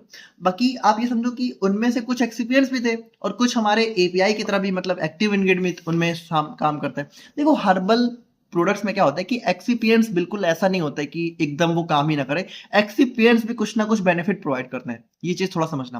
बाकी देखो नेचुरली अगर हम लोग डेफिनेशन, तो डेफिनेशन की यही होती है कि एक्सिपिएंट्स हमारे इनएक्टिव सब्सटेंस होते हैं जिनको हम लोग यहाँ पे एक्टिव ड्रग के साथ मिक्स करके यहाँ पे फार्मास्यूटिकल डोजेज फॉर्म बनाते हैं। लेकिन आप ये समझो कि भले इसकी डेफिनेशन में जो भी लिखा हो, लेकिन हर्बल एक्सिपिएंट में ही हमारा कुछ ना कुछ इफेक्ट जरूर प्रोवाइड करते हैं, अभी आप लोग देखोगे, है ना। तो they don't show therapeutic action but play an important role in manufacture stability, bioavailability, patient acceptability, appearance of formulation. बाकी हर्बल एक्सिपिएंट्स हमारे नेचुरल ओरिजिन से देखने को मिलते हैं और यहाँ पे हमारा प्लांट, ठीक है, प्लांट सोर्स से हमें ऑब्टेन होते हैं। और यहाँ पे इनको क्यों प्रीफर किया जाता है, क्योंकि ये बस सेफ होते हैं, बायो कंपैटिबल होते हैं और इको फ्रेंडली होते हैं, ना, नेचर को हार्म नहीं करते, बॉडी के साथ बहुत इजीली कंपैटिबल होते हैं और नेचुरल सोर्स से मिलते हैं, इसलिए यहाँ पे इसका यूज बहुत ज्यादा प्रमोट होता है। अब सिग्निफिकेंस मतलब इसके इंपॉर्टेंस की बात करें तो यहाँ पे देखो जो हर्बल एक्सिपिएंट्स होते हैं भाई ये बहुत इंपॉर्टेंट होते हैं। क्यों? क्योंकि नॉन टॉक्सिक हैं, बायोडिग्रेडेबल, हमारी बॉडी के अंदर जाके डिग्रेड हो जाते हैं। पेशेंट कंप्लायंस मतलब लोग इसको बहुत इजीली एक्सेप्ट कर लेते हैं। क्यों? क्योंकि भाई हर्बल है, आजकल हर्बल का ट्रेंड चल रहा है। साइड इफेक्ट को रिड्यूस करते हैं, ठीक है, मतलब साइड इफेक्ट कम से कम होते हैं, बहुत इजीली अवेलेबल होता है भाई, हर्बल चीज़ें हर जगह अवेलेबल है और कॉस्ट इफेक्टिव भी होता है। अब चूंकि हर्बल प्रिपरेशन है तो आजकल तो वैसे देखा जाए तो हर्बल प्रोडक्ट्स बहुत ही ज़्यादा महंगे होते जा रहे हैं, ठीक है। बाकी कॉस्ट इफेक्टिव भी जनरली होना चाहिए और सुटेबल होता है हर्बल आयुर्वेदिक को मॉडर्न फॉर्मुलेशन में यूज करने के लिए। अब क्लासिफिकेशन की बात करें तो देखिए एक्सीपिएंट में क्या क्या हो जाता है, colourant, sweetener, binder, diluent, viscosity builder, disintegrant, flavours and perfumes, यही सारे हमारे एक्सीपिएंट हो जाते हैं। तो इनको एक एक करके देखते हैं। तो सबसे पहला आता है हर्बल कलरेंट्स। हर्बल कलरेंट्स मतलब होता है हर्बल कलरिंग एजेंट। अब देखो जैसे अभी भी आपने जो देखा था, ठीक है, हर्बल कलर्स में आपने देखिए, हर्बल कलर्स में आपने अभी भी थोड़ा बहुत देखा था कलर्स। तो हालांकि देखो अब इसमें हमने डायरेक्टली देखा था, डायरेक्टली जैसे मान लो हल्दी हमने डायरेक्टली देख लिया, लेकिन हर्बल कलरेंट्स में जब हम लोग एक्सिपिएंट्स की तरह देख रहे हैं तो एक्सिपिएंट का मतलब है कि हल्दी के अंदर वो कौन सा पिगमेंट है जो कि कलर प्रोवाइड करता है, तो उस पिगमेंट को स्पेसिफिकली निकाल के हम लोग यूज करते हैं, समझ रहे हो। हल्दी को डायरेक्टली यूज नहीं करेंगे, बल्कि एक्सिपिएंट में हम लोग हल्दी को क्या करेंगे, हल्दी का वो पिगमेंट निकालेंगे जो कि कलर प्रोवाइड करता है। जैसे अभी आप लोग समझ जाओगे। तो यहाँ पे देखिए हर्बल कलर्स या फिर हर्बल कलरिंग एजेंट्स की बात करें तो ये हमारे वो एजेंट होते हैं जो कि हमें प्लांट, एनिमल या फिर मिनरल सोर्सेज से देखने को मिलते हैं। और यहाँ पे appearance identification of pharmaceutical and cosmetic products. तो देखो सिंपल सी बात है, जैसे कलर कर दोगे तो कलर करने से क्या होता है कि अपीयरेंस दिखने में भी कलरफुल प्रोडक्ट्स अच्छे लगते हैं और यहाँ पे थोड़ा सा उनको पहचानना भी आसान हो जाता है कि अच्छा पीले कलर का ये है, रेड कलर का ये है। बाकी देखिए सोर्सेज की बात करें तो ये ज्यादातर हमें roots, barks, leaves, flower, fruits, ठीक है, फंजाई, लिकेंस, इन सबसे देखने को मिलते हैं। अब यहाँ पे देखो आप लोग कुछ नेचुरल पिगमेंट्स का नाम लिखो। तो जैसे कि मान लो आप लोग यहाँ पे देख रहे हो एंथोसायनानिन्स, ठीक है। तो एंथोसायनानिन्स का मतलब क्या है, ये देखो ये हमारा वो पिगमेंट है जो कि कलर प्रोवाइड करता है। बाकी ये मिलता कहाँ है, तो ये मिलता है जैसे कि आप लोग देखोगे तो आप लोग को ग्रेप्स, अंगूर में, ब्लूबेरी में, इन सब में देखने को मिलेगा। जैसे कि हमारा कैरोटेनॉइड्स, अब कैरोटेनॉइड्स हमारा कहाँ मिलता है, जैसे कि गाजर, टमाटर, आम, इन सब में, मैंगो में, इन सब में कैरोटेनॉइड्स देखने को मिलता है। और उसके बाद हमारा आता है बीटा लेंस, ठीक है। तो बीटा लेंस हमारा कहाँ देखने को मिलता है, हमारा बीट रूट जैसे कि चुकंदर में देखने को मिलता है। उसके बाद देखिए क्रॉसिन, तो क्रॉसिन हमारा सैफरॉन, ठीक है, हमारा केसर में देखने को मिलता है। उसके बाद देखिए हमारा यहाँ पे आता है एंथ्राक्यूनोन्स, ठीक है, तो ये आप लोग को एलोवेरा में देखने को मिल जाता है। तो ये सारे क्या है, ये सारे वो पिगमेंट है जो कि एक्चुअल में कलर प्रोवाइड करते हैं। बाकी ये मिलते हैं हमारे नेचुरल हर्ब्स में ही है। अब इनके आइडियल प्रॉपर्टीज की बात करते हैं, हमारे non toxic, non carcinogenic, cancer भी नहीं करते हैं, टॉक्सिक नहीं होते हैं, हार्मफुल इंप्योरिटीज से फ्री होते हैं क्योंकि नेचुरल होते हैं, ठीक है। लाइट और टेम्परेचर में स्टेबल होते हैं, ऐसा नहीं कि लाइट टेम्परेचर में खराब हो जाएंगे, और ड्रग्स के साथ कंपैटिबल भी देखने को मिल जाते हैं। अब यहाँ पे अगर हम लोग अपने कुछ हर्बल कलरेंट्स के एग्जांपल की बात करें तो यहाँ पे देखो जो मेन पिगमेंट है वो ये है। अब ये मिलता कहाँ से, जैसे कुरकुमिन, तो हल्दी में जो मेन कलर प्रोवाइड करता है वो होता है कुरकुमिन, ठीक है। बाकी यही हमारा कह सकते हो मेन एंटी, जो भी हमारा एंटीसेप्टिक एक्टिविटी है, एंटीबैक्टीरियल एक्टिविटी, वो भी यही प्रोवाइड करता है। लेकिन हालांकि आप ये समझो कि मेन जो है कलर भी इसी से मिलता है। तो कुरकुमिन हमें टर्मरिक से देखने को मिलता है, क्रॉसिन हमें सैफरॉन से, बीटा साइनानिन हमें बीट रूट से, लॉसोन हमें हैना से, ठीक है। तो ये सारे हमारे वो पिगमेंट होते हैं जो कि इन सारे प्लांट में देखने को मिलते हैं, और बाकी इनका सोर्स आप लोग यहाँ पे जो है पढ़ लेना। तो ये हमारा हो जाता है हर्बल कलरेंट। उसके बाद अगर हम लोग यहाँ पे हर्बल स्वीटनर्स की बात करें तो ये हमारे वो स्वीटनिंग एजेंट होते हैं जो कि यहाँ पे हर्बल यानी कि नेचुरल हमारे जो प्लांट्स होते हैं वहां से देखने को मिलते हैं और थोड़ा सा मीठे होते हैं। और ये क्या करते हैं, इंप्रूव पैलेटेबिलिटी। देखो पैलेट क्या होता है, पैलेट मतलब आप लोग के मुंह का जो अंदर के जो ऊपर का हिस्सा है ना, जो जबान से ऊपर का हिस्सा है उसको बोलते हैं पैलेट। तो आप ये समझो जैसे कुछ भी खाना आप लोग खाते हो तो जब जबान और पैलेट दोनों टच होते हैं तभी तो उसका टेस्ट आता है। तो अब जैसे मान लो कोई दवा है बहुत ही कड़वी है, ठीक है, तो वो क्या होगा, वो आप देखो पैलेटेबिलिटी का मतलब यही है कि मुंह में कोई चीज आप रखो तो वो कैसा लगे। तो इंप्रूव का मतलब है कि मुंह में आप कोई चीज रखो तो वो अच्छा लगे, यानी कि वो बहुत ही टेस्टी है। तो जैसे आप स्वीटनिंग, जैसे कोई चीज़ मीठी होगी तो वो मीठी तो चीज़ अच्छी तो लगती है, सिंपल सी बात है। तो यहाँ पे देखिए जैसे स्वीटनर्स क्या करते हैं, पैलेटेबिलिटी को इंप्रूव करते हैं। मतलब आप कोई चीज़ मुंह में रख सकते हो, है ना, मतलब ऐसा नहीं रखेगा कि आप लोगों ने रखा तो वो बहुत ही कड़वा लग रहा है। उसके बाद बिटरनेस, तो वही चीज़ है कि कड़वेपन को मास्क करते हैं, है ना, उसको हटा देते हैं। और पेशेंट एक्सेप्टेंस को यहाँ पे इनहेंस करते हैं। अब एडवांटेजेस की बात करें तो यहाँ पे देखिए डेंटल कैविटीज कॉज नहीं करते। अब जैसे देखो आप लोग को पता होना चाहिए कि जैसे नॉर्मली अगर आप लोग चीनी बहुत ज़्यादा खाते हो तो आप लोग के दांत सड़ने के चांस बहुत ज़्यादा बढ़ जाते हैं। चीनी डेंटल कैविटी में बहुत मेजर रोल प्ले करता है। लेकिन अगर हर्बल स्वीटनर्स हैं, ठीक है, तो वो इतना नहीं कॉज करेगा। अब जैसे चीनी में कैलोरी भी बहुत ज़्यादा होती है, लेकिन हर्बल स्वीटनर्स में कैलोरी या तो जीरो होती है तो बहुत ही कम होती है। डायबिटिक पेशेंट्स के लिए बहुत सूटेबल होता है क्योंकि डायबिटिक पेशेंट्स के लिए चीनी तो बहुत ही जहर है ना। और शेल्फ लाइफ भी यहाँ पे हमें इनकी ज़्यादा अच्छी देखने को मिलती है। आइडियल प्रॉपर्टीज की बात करें तो हमारा इफेक्टिव होता है स्मॉल कंसेंट्रेशन में, स्टेबल होता है बहुत ही वाइड टेम्परेचर रेंज में। मतलब टेम्परेचर मतलब ऐसा नहीं कि थोड़ा बहुत बढ़ने से खराब हो जाए, है ना। और उसके बाद नॉन टॉक्सिक, नॉन कार्सिनोजेनिक और कंपैटिबल विद फॉर्मुलेशन। तो जो भी फॉर्मुलेशन है आप लोग की उसके साथ कंपैटिबल भी देखने को मिल जाते हैं। अब जैसे बात करें तो आपने स्टेविया का नाम सुना होगा, आजकल स्टेविया बहुत ट्रेंड में चल रहा है स्वीटनर्स में। हनी हो गया, लिक्वरिस मुलेठी हो गया, बिटर ऑरेंज, ठीक है, ये भी हमारा एक टाइप का ऑरेंज होता है जो कि थोड़ा कड़वा लगता है। लेकिन देखो अब इस ऑरेंज से हमें नहीं मिलता है स्वीटनर, बल्कि इस ऑरेंज के अंदर हमारा एक जो है कह सकते हो इंग्रेडिएंट होता है जो है नियोस्फेडरिन, ठीक है, तो वहां से हमें जो है स्वीटनिंग एजेंट देखने को मिलता है। उसी तरीके से स्टेविया के अंदर हमारा स्टेवियोल ग्लाइकोसाइड्स होते हैं, लिक्वरिस के अंदर हमारा ग्लिसरीजिन होता है, हनी के अंदर हमारे ग्लूकोज और फ्रक्टोज होते हैं, और उसके बाद बाकी देखिए इनके बायोलॉजिकल सोर्स हो जाते हैं, तो ये आप लोग देख ही लेना। तो ये हमारा हर्बल स्वीटनर हो गया। हर्बल बाइंडर, हर्बल बाइंडर मतलब ऐसे बाइंडिंग एजेंट, जैसे आपने टैबलेट बनाते समय बाइंडिंग एजेंट का नाम सुना होगा, ठीक है, तो बाइंडिंग एजेंट क्या करते हैं, जैसे कोई भी टैबलेट बनती है तो पाउडर से ही तो बनती है, तो उस पाउडर को आपस में जोड़े रखने का काम कौन करता है, बाइंडिंग एजेंट। तो उसी तरीके से मान लो कोई हर्बल टैबलेट बन रही है, जैसे अभी आप लोग अपना सिलेबस देखो, ठीक है, तो आप लोग के सिलेबस में बेसिकली है भी हर्बल टैबलेट, यहाँ पे आगे देखो हर्बल टैबलेट, ठीक है, तो इस टैबलेट को बनाने के लिए हम लोग पाउडर्स का ही तो यूज करेंगे, तो इन पाउडर्स को आपस में जोड़ने के लिए हमें हर्बल बाइंडर भी चाहिए होंगे। तो ये हमारे वो एक्सीपेंट होते हैं जो कि पार्टिकल्स को आपस में जोड़ के रखते हैं, ठीक है, मैकेनिकल स्ट्रेंथ प्रोवाइड करते हैं। फंक्शंस की बात करें तो इंक्रीज कोहेशन, कोहेशन मतलब कि पार्टिकल्स के बीच का आपस का फोर्स बढ़ाते हैं। जैसे कोहेसिव मतलब दो सेम पार्टिकल्स के बीच में लगने वाला फोर्स है ना, अडहेसिव मतलब जो दो डिफरेंट पार्टिकल्स के बीच में लगने वाला फोर्स। तो जैसे मान लो पाउडर्स हैं, ठीक है, तो जो पाउडर्स के बीच में जो फोर्स लग रहा है उसको बढ़ाने का काम करते हैं ताकि वो आपस में चिपके रहें टैबलेट, ऐसा ना हो कि टैबलेट तुरंत ही टूट जाए। टैबलेट को ब्रेक होने से रोकते हैं, स्टेबिलिटी को इंप्रूव करते हैं, टैबलेट हमारी स्टेबल रहती है। टाइप्स की बात करें तो देखो टाइप्स हमारे जैसे दो टाइप के हो सकते हैं, बाइंडर हमारे नेचुरल भी होते हैं और हमारा शुगर से भी देखने को मिलते हैं, लेकिन हमें नेचुरली ही पढ़ना है तो नेचुरल में हमारे स्टार्च, अकासिया और ट्राइगोकैंथ आ जाता है। तो यहाँ पे देखिए स्टार्च, अकासिया, ट्राइगोकैंथ के अंदर जो मेन केमिकल कंपोनेंट होता है जो कि बाइंडर का काम करता है वो होता है एमाइलेज, अमाइलोपेक्टिन, एराबिन, ट्राइगोकैंथिन, और बाकी ये इनका बायोलॉजिकल सोर्स हो जाता है, ठीक है। तो ये हमारे हर्बल बाइंडर्स हो जाते हैं। उसके बाद अगर हम लोग यहाँ पे बात करें तो हमारा आता है हर्बल डाइल्यूएंट्स। तो हर्बल डाइल्यूएंट्स मतलब अब देखो डाइल्यूएंट्स अगर आप लोग को याद हो तो डाइल्यूएंट्स क्या होते हैं, हमारे ऐसे एजेंट होते हैं जो कि मास फॉर्म, बल्क फॉर्म करने में हेल्प करते हैं। बल्क मतलब जैसे अब मान लो कोई टैबलेट है, ठीक है, अब उस टैबलेट के अंदर मान लो जो मेन एक्टिव इंग्रेडिएंट है वो सिर्फ 1 mg है, या फिर मान लो 0.5 mg है। अब 0.5 mg और 1 mg इतना छोटा अमाउंट होता है कि आप इसकी टैबलेट बना ही नहीं सकते हो अगर सिर्फ इससे बनाओ, ठीक है, और एक्सिपिएंट भी कितना डाल दोगे। तो यहाँ पे क्या होता है कि जब ऐसी चीजों को हमें टैबलेट के फॉर्म में बनाना होता है तो हम लोग कुछ बाइंडिंग मतलब बल्किंग एजेंट यूज करते हैं। बल्किंग मतलब ऐसी चीजें जो कि कह सकते हो इसको कह सकते हो टैबलेट के फॉर्म में बनाने में हेल्प करती हैं। मतलब थोड़ा समझना, जैसे मान लो ये बहुत ही छोटा सा अमाउंट है, मान लो इससे टैबलेट बन ही नहीं सकती, तो हम लोगों ने क्या हुआ थोड़ा सा अमाउंट हमने बढ़ा दिया है बल्किंग एजेंट। बल्क मतलब कह सकते हो इसका मास बढ़ाने के लिए, इसका अमाउंट बढ़ाने के लिए हमने कुछ चीजें डाल दी, उन्हीं को हम लोग बोलते हैं डाइल्यूएंट या फिर बल्किंग एजेंट, ठीक है। तो ये क्या करते हैं, ये टैबलेट को बनाने में हेल्प करते हैं, है ना। तो ये जो भी सॉलिड डोजेज फॉर्म होती है उनका बल्क फॉर्म करने में हेल्प करते हैं और एडमिनिस्ट्रेशन के सुटेबल बनाते हैं ताकि इजिली कम से कम खाई तो जा सके। अब जैसे फंक्शन के लिए इंप्रूव, टैबलेट साइज को इंप्रूव करता है, फ्लो प्रॉपर्टी को एनहांस करता है और टैबलेट वेट को एडजस्ट करता है। एग्जाम्पल के लिए हमारे डाइल्यूएंट में देखिए क्या क्या आता है, लैक्टोज। तो लैक्टोज मतलब जो मिल्क में जो शुगर होती है जो कि बहुत लोग को डाइजेस्ट नहीं होती है उसी को तो बोलते हैं लैक्टोज, ठीक है, तो लैक्टोज हो जाता है। उसके बाद देखिए हमारा यहाँ पे अब इसके अंदर जैसे लैक्टोज के अंदर मेन जो शुगर होती है वो होती है डाइसैकेराइड फॉर्म में। उसके बाद मैनिटॉल हो गया, ठीक है, जो कि हमारा प्लांट एक्सुडेट से देखने को मिलता है, और स्टार्च हो गया जो कि हमारे सेरल्स में देखने को मिल जाता है।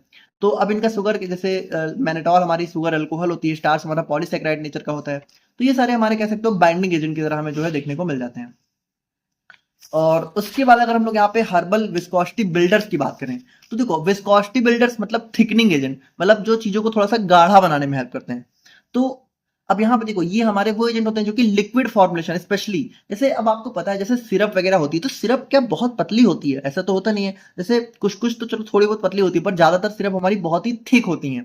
तो वो इसीलिए बनाई जाती है ताकि उनकी कंसिस्टेंसी मेंटेन रहे, है ना, ऐसा ना हो कि आपने डाला तो वो तुरंत ही इतना इतना पतला है कि वो जो है कह सकते हो चम्मच से बाहर ही निकला जा रहा है, या फिर आप लोग जब निकाल रहे हो तो वो ज्यादा ही निकल जा रहा है, ऐसा नहीं होना चाहिए, है ना। एक कंसिस्टेंसी मेंटेन करने के लिए हम लोग क्या होता है विस्कोसिटी बिल्डिंग एजेंट यूज करते हैं। और फंक्शंस की बात करते हैं क्या करते हैं, पोरेबिलिटी। पोरेबिलिटी का मतलब वही है कि जब आप लोग यहाँ पे मान लो ये सिरप है, ठीक है, ये सिरप का जो है डिब्बा है, तो जब इस सिरप से मान लो आप लोग ढक्कन में, ठीक है, सिरप निकाल रहे हो तो निकालते समय कितनी इजिली कितनी कितनी अच्छे तरीके से वो फ्लो हो रहा है, इससे निकल रहा है, ठीक है, वो पोरेबिलिटी हो गया। तो इंप्रूव करता है, ठीक है, थोड़ा आराम से अच्छे से निकलता है। उसके बाद स्टेबलाइज करता है इमल्शंस को और पैलेटेबिलिटी को भी इंप्रूव करता है, ठीक है। तो जैसे मतलब हमारे जैसे यहाँ पे विस्कोसिटी जो बिल्डर्स होते हैं तो ये थोड़ा सा मतलब जनरली आप लोग देखोगे तो थोड़ा सा स्वीटनिंग एजेंट भी इनके अंदर होता है, तो वो सारी चीजें पैलेटेबिलिटी को भी इंप्रूव करती हैं। एग्जाम्पल्स की बात करो तो हमारा पैक्टिन, ट्राइगैकेंट, गॉरगम, ठीक है, और हमारा यहाँ पे सेलुलोज डेरिवेटिव्स, ये सारे हमारे एग्जाम्पल हो जाते हैं। अब हर्बल डिसइंटीग्रेंट्स की बात करें तो डिसइंटीग्रेंट आप लोग जानते ही हो, डिसइंटीग्रेंट्स क्या होते हैं? ऐसे एजेंट जो कि टैबलेट को पाउडर के फॉर्म में तोड़ने में हेल्प करते हैं हमारी बॉडी के अंदर। अब देखो सिंपल सी बात है, जब आप लोग टैबलेट खाते हो, ठीक है, तो टैबलेट खाने के बाद क्या होता है? इसके साथ दो चीजें होती हैं। पहला होता है इसका डिसइंटीग्रेशन, ठीक है, डिसइंटीग्रेशन, और फिर होता है इसका डिजोल्यूशन। तो देखो डिसइंटीग्रेशन का मतलब क्या है कि जब आपने टैबलेट खाई, तो टैबलेट खाने के बाद ये बॉडी में जाके टूटेगी भी तो, जब ये टूटेगी तभी तो हमारा एपीआई रिलीज होगा। तो यहाँ पे देखिए वो जो डिसइंटीग्रेशन वाला प्रोसेस होता है, तो उसको करने के लिए, जैसे भाई टैबलेट ऐसा थोड़ी होना चाहिए कि आपने टैबलेट खा ली वो बॉडी के अंदर जाके वो टूट ही नहीं रही है, जब तक वो टूटेगी नहीं तब तक एपीआई रिलीज नहीं होगा। तो टूटने के लिए भी कि वो हमारी बॉडी में जाके एक स्पेसिफिक टाइम के बाद ब्रेक हो जाए, उसके लिए हम लोग यहाँ पे कुछ डिसइंटीग्रेंट्स का यूज करते हैं, जैसे कि स्टार्च, इसबगोल हस्क और नेचुरल सेलुलोज। तो ये हमारे हर्बल जो है डिसइंटीग्रेंट्स हो जाते हैं। और फाइनली हर्बल परफ्यूम्स और फ्लेवर्स की बात करें तो यहाँ पे देखो ये हमारे वो एजेंट होते हैं जो कि फ्लेवरिंग एजेंट की तरह काम करते हैं, फिर परफ्यूम मतलब थोड़ा सुगंध बढ़ाने का काम करते हैं। जैसे फ्लेवर्स में हमारा आपने देखा होगा बहुत सारे vanilla flavour, lemon flavour, orange flavour, है ना, इन्हीं सब में फ्लेवर में तो आप लोग को सिरप वगैरह देखने को मिलते हैं, कार्डामम हो गया। और परफ्यूम में जैसे परफ्यूम में कुछ हमारे ऐसी चीजें होती है जो कि रोज की तरह महकती है, लेवेंडर, सैंडलवुड, लेवेंडर, सैंडलवुड, ये सब आपने बहुत देखा होगा, रूम फ्रेशनर में बहुत ज्यादा इनका जो है देखने को मिलता है। तो ये सारे हमारे कह सकते हो हर्बल जो है ऐसे एजेंट होते हैं जो कि फ्लेवरिंग या फिर परफ्यूम एजेंट की तरह काम करते हैं। तो यहाँ पे देखिए, यहाँ पे हमने जो है अपना सेकंड चैप्टर भी कंप्लीट कवर कर लिया है, जो कि आप लोग का था हर्बल एक्सिपिएंट्स, ठीक है। तो यहाँ पे देखिए हमारा यहाँ पे कलरेंट्स हो गया, sweetener, binder, diluent, viscosity builder, disintegrant, flavours और परफ्यूम, ये सारी चीजें हमारी हो गई। अब हम लोग यहाँ पे बात करते हैं अपने फाइनल चैप्टर के बारे में, जो कि हमारा हो जाता है हर्बल फॉर्मुलेशंस। तो बात करें हम लोग यहाँ पे हर्बल फॉर्मुलेशंस के बारे में, तो देखिए अब हम लोग यहाँ पे एक्चुअल में देखेंगे कि जो हमारी हर्बल फॉर्मुलेशन होती हैं, जैसे कि अब यहाँ पे हर्बल फॉर्मुलेशन में स्पेशली हम लोग जैसे सिरप, मिक्सचर हो गया, टैबलेट, ठीक है, नौ, और यहाँ पे एक स्पेशल हमारा टॉपिक आ जाता है नॉवेल डोजेज फॉर्म, जिसके अंदर हमें फाइटोसोम्स के बारे में पढ़ना है। तो इन सभी को हम लोग यहाँ पे देखने वाले हैं। बाकी आप ये समझो, सिंपल सी बात है, हर्बल फॉर्मुलेशन का मतलब क्या है? ये हमारी ऐसी डोजेज फॉर्म होती हैं जिसको हम लोग यहाँ पे हर्ब्स का यूज करके बनाते हैं, है ना, स्पेसिफिक क्वांटिटी में। They are use to diagnose, treat, alleviate और प्रिवेंट डिजीज। तो यहाँ पे देखो वही चीज है कि इसका यूज हम लोग क्यों करते हैं? हमारी बीमारी को डायग्नोस करने के लिए, बीमारी को पता लगाने के लिए, बीमारी को सही करने के लिए। एलिविएट का मतलब होता है बीमारी को कम करने के लिए, और प्रिवेंट का मतलब बीमारी को होने से रोकने के लिए भी हम लोग यहाँ पे इन अपने हर्बल फॉर्मुलेशंस का यूज करते हैं। तो यहाँ पे देखिए अगर हम लोग देखें तो हमारे कुछ जैसे herbal syrup, mixture, tablet, novel dosage form, herbal creams, इन सबको हमें देखना है। अब हर्बल क्रीम्स डायरेक्टली आप लोग के सिलेबस में है तो नहीं, लेकिन कभी कभी मान लीजिए एग्जाम में आ जाती है, तो इसीलिए हमने इसको भी थोड़ा सा डिस्कस कर लिया। तो सबसे पहले बात करते हैं अपने हर्बल सिरप्स के बारे में। तो देखिए हर्बल सिरप क्या होते हैं? हमारे ऐसा सिरप होता है जिसमें हर्बल कॉन्स्टिट्यूएंट्स या फिर फाइटो कॉन्स्टिट्यूएंट्स का यूज करते हैं हम लोग यहाँ पे। तो देखो ये हमारी वो प्रिपरेशन होती है जो कि स्वीट होती है, टेस्टी होती है, मतलब स्वीट होता है इनका टेस्ट, और यहाँ पे विस्कस, थोड़े से गाढ़ी कंसिस्टेंसी में हमें देखने को मिलती है। और इसका यूज हम लोग यहाँ पे देखो, अब एक चीज आप लोग समझो, यहाँ पे इन्फ्यूजन, डिकॉक्शन, ठीक है, इन सभी को हमने ऑलरेडी कहाँ पढ़ा था? 5th सेम की फार्माकोग्नोसी के लास्ट यूनिट में। तो आई होप कि आप लोगों को थोड़ा बहुत पढ़ा होगा कि इन्फ्यूजन, डिकॉक्शन, ठीक है, एक्सट्रैक्शन, ये सब हम लोग कैसे परफॉर्म करते हैं। आई होप कि आप लोगों को थोड़ा सा पता होगा। तो यहाँ पे देखिए जो भी हमारे हर्बल इन्फ्यूजन्स होते हैं, डिकॉक्शन होते हैं, जूस होते हैं, टिंचर्स होते हैं, इन सबको हम लोग यहाँ पे शुगर, हनी या स्वीटनिंग एजेंट में मिला के इसको बनाते हैं। कंपोजिशन की बात करते हैं, मतलब हमारे हर्बल सिरप में क्या क्या देखने को मिल सकता है। तो हर्बल सिरप में देखो एक तो हमारा हर्बल एक्सट्रैक्ट होगा। हर्बल एक्सट्रैक्ट मतलब जो भी हमारा हर्बल ड्रग है, ठीक है, उस ड्रग को एक्सट्रैक्ट करके, एक्सट्रैक्शन कैसे करते हैं? एक्सट्रैक्शन का मतलब है उस ड्रग से मेन फाइटो कॉन्स्टिट्यूएंट को निकालना, मतलब उस हर्ब का, ठीक है, मतलब मान लो तुलसी है, ठीक है, तो तुलसी के अंदर जो मेन इंग्रेडिएंट है जो कि काम करता है, जो कि दवा बीमारी को ठीक करता है, उसको निकालने की जो प्रोसेस होती है उसको बोलते हैं हर्बल एक्सट्रैक्ट। तो यहाँ पे देखिए इसको परफॉर्म कैसे करते हैं? इन्फ्यूजन, डिकॉक्शन या टिंचर के थ्रू। मतलब टिंचर तो मतलब कह सकते हो इसी को बनाते हैं। तो यहाँ पे अब एक चीज समझो कि इसको हमने ऑलरेडी देखा हुआ है, तो अब इसको भी डिटेल में डिस्कस करने का कोई मतलब नहीं है। बाकी सिंपली समझो इसमें क्या होता है, हम लोग यहाँ पे जो भी हब होता है उसको डालते हैं गर्म पानी में, गर्म करते हैं, ठीक है, फिर वो उस पानी में क्या होता है, मतलब उस सॉल्वेंट में, पानी नहीं होता है, सॉल्वेंट होता है, ठीक है, सॉल्वेंट वाटर भी हो सकता है। जैसे मान लो सिंपल सी बात है, ये हमारा जो है, मान लो ये हमारा सॉल्वेंट है, ठीक है, ये हमारा सॉल्वेंट है, इसमें हमने हर्ष को डाला हमने, ठीक है, अब हम इसको हीट करेंगे, ठीक है, अलग अलग मेथड होते हैं, कुछ को हम लोग यहाँ पे पहले हीट करते हैं, कुछ को हीट करने के बाद ठंडा करते हैं, कुछ को गर्म करके जो है डायरेक्टली निकाल लेते हैं। तो उसको हम लोग हीट करेंगे तो क्या होगा, हर्ब्स हमारा जो है इस सॉल्वेंट में अपने जो भी इंग्रेडिएंट्स होंगे वो यहाँ पे रिलीज करेगा। फिर इस सॉल्वेंट को हम लोग फिल्टर करके इस सॉल्वेंट को निकाल लेंगे, ठीक है, और जो भी हमारा यहाँ पे ये सॉल्वेंट हमें मिलेगा, इसमें क्या होगा, इसमें यहाँ पे जो भी हर्ब्स होंगी उनका एक्सट्रैक्ट होगा, तो इसी को बोलते हैं हर्बल एक्सट्रैक्ट। आई होप कि थोड़ा पता होगा, ज़्यादा डिटेल में हम लोग नहीं डिस्कस कर रहे हैं। बाकी sugar, honey, unrefined sugar, glycerine, sorbitol, anti microbial agent, इन सभी का यूज हम लोग यहाँ पे अपने सिरप को बनाने में कर सकते हैं। अब अगर हम लोग यहाँ पे देखें तो इसकी देखिए इसकी प्रिपरेशन हम लोग कैसे करते हैं, तो यहाँ पे सबसे पहला आता है। अब जैसे देखिए सबसे पहले आप लोग को हर्बल इन्फ्यूजन या फिर हर्बल डिकॉक्शन को बनाना है, ठीक है। अब इसको कैसे बनाना है इसको हमने ऑलरेडी देखा हुआ है, पता होगा आप लोग को।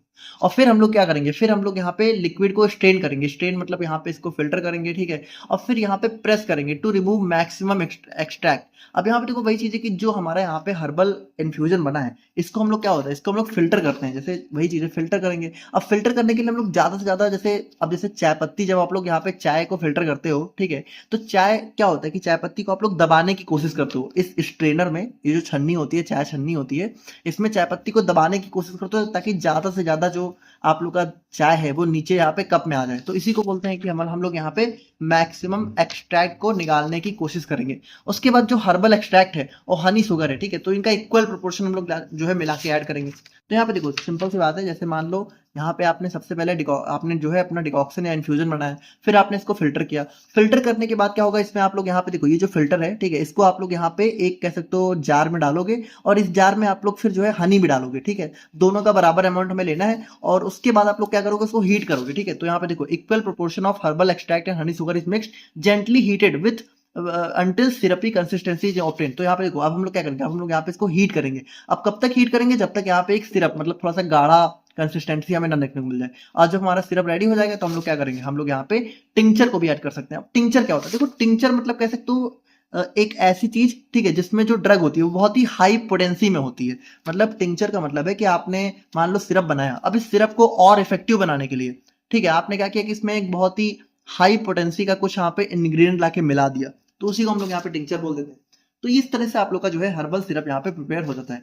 एडवांटेज की बात करें तो यहाँ पे देखिए हमारा जैसे स्वीटनिंग एजेंट हनी वगैरह आप लोग डालते हो, तो यहाँ पे क्या होगा, बैड टेस्ट हमारा मास्क हो जाएगा, है ना। पीडियाट्रिक पेशेंट्स के लिए हमारा बहुत ही सुटेबल होता है, जैसे कि जो बच्चे होते हैं उनके लिए बहुत ही सुटेबल होता है। उसके बाद soothing effect on irritated tissues, ठीक है। तो अगर मान लो आप लोगों को खांसी वगैरह आ रही है, ठीक है, तो जो गला वगैरह छिल जाता है अंदर से, वहां पे बहुत ही सूदिंग इफेक्ट प्रोवाइड करता है। प्रिवेंशन एंड स्टोरेज की बात करें तो यहाँ पे देखिए हम लोग यहाँ पे क्या होता है, इसको डार्क ग्लास बॉटल में स्टोर करके रखते हैं। 30 डिग्री टेम्परेचर से नीचे ही रखना होता है। और यहाँ पे glycerine, methyl paraben, sodium benzoate जैसे प्रिजर्वेटिव्स का भी यूज हम लोग यहाँ पे कर सकते हैं। एग्जाम्पल के लिए हमारा रसबेरी सिरप हो गया, चेरी सिरप हो गया, कंपाउंड सरसा पेरिला सिरप हो गया। तो ये सारे हमारे यहाँ पे जो है कह सकते हो कुछ हर्बल सिरप के एग्जाम्पल हो जाते हैं। हर्बल मिक्सचर की अगर हम लोग यहाँ पे बात करें तो हर्बल मिक्सचर बहुत ही सिंपल है। इसमें हम लोग क्या करते हैं कि दो या दो से ज्यादा जो पाउडर ड्रग होती है, मतलब हमने क्या हुआ, हर्ब्स लिया, हर्ब्स को पाउडर के फॉर्म में कन्वर्ट किया, ठीक है, और इन पाउडर्स को मिला के हम लोगों ने क्या हुआ, हर्बल मिक्सचर बना लिया। देखो इसका सिंपल सा एग्जाम्पल आप लोग समझ जाओ, जो त्रिफला चूर्ण वगैरह आप देखते हो वो हमारा क्या है, टाइप का हर्बल मिक्सचर है। मतलब इसमें हम लोग क्या करते हैं, जैसे त्रिफला में 3 अलग अलग फलों के मिक्सचर को हम लोग यहाँ पे क्या होता है, उनका पाउडर लेते हैं, इन पाउडर्स को आपस में मिक्स करके हम लोग क्या होता है, एक हमारा जो है कह सकते हो चूर्ण बना लेते हैं, इसको हम लोग त्रिफला चूर्ण बोल देते हैं। तो वही चीज है कि इसमें हम लोग यहाँ पे 2 या 2 से ज्यादा पाउडर हर्बल ड्रग्स को मिक्स करते हैं एक स्पेसिफिक या फिर रैंडम प्रोपोर्शन में, और हमें यहाँ पे जो है हमारा प्रोडक्ट मिल जाता है जिसकी जो फार्माकोलॉजिकल एक्टिविटी है वो डिजायर्ड होती है, मतलब जैसे हम लोग चाहते हैं वैसी होती है। अब जैसे हम लोग चाहेंगे उस हिसाब से हम लोग यहाँ पे मिक्स करेंगे। इसकी प्रॉपर्टीज की बात करें तो यहाँ पे देखिए, यहाँ पे ये जो है देखो मिक्स करने के बाद हम लोग चाहें तो उसको एक्सट्रैक्ट भी कर सकते हैं। मतलब अगर आप लोग चाहो तो आपने जब तीनों पाउडर्स को मिक्स किया, तो मिक्स करने के बाद आप लोग चाहो तो उसका लिक्विड में एक्सट्रैक्ट भी निकाल सकते हो, ठीक है। तो वो डिपेंड करता है, ठीक है, जरूरी भी नहीं है।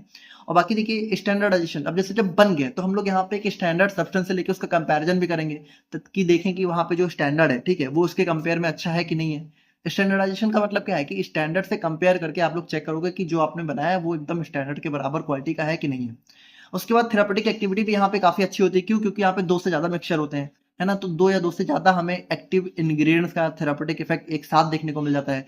साइड इफेक्ट बहुत ही कम होते हैं क्योंकि सिंपल सी बात है, हमारा हर्बल प्रिपरेशन है। उसके बाद पेशेंट कंप्लायंस, तो यहाँ पे जैसे हर्बल है तो पेशेंट भी इजिली एक्सेप्ट कर लेते हैं। और यहाँ पे जनरली आप लोग देखो तो ये जो चूर्ण वगैरह होते हैं ये डायबिटीज, लिवर डिसऑर्डर्स और डाइजेस्टिव प्रॉब्लम में यहाँ पे बहुत ही जो है यूज करे जाते हैं। जैसे त्रिफला चूर्ण क्या होता है, डाइजेस्टिव प्रॉब्लम में बहुत अच्छा माना जाता है।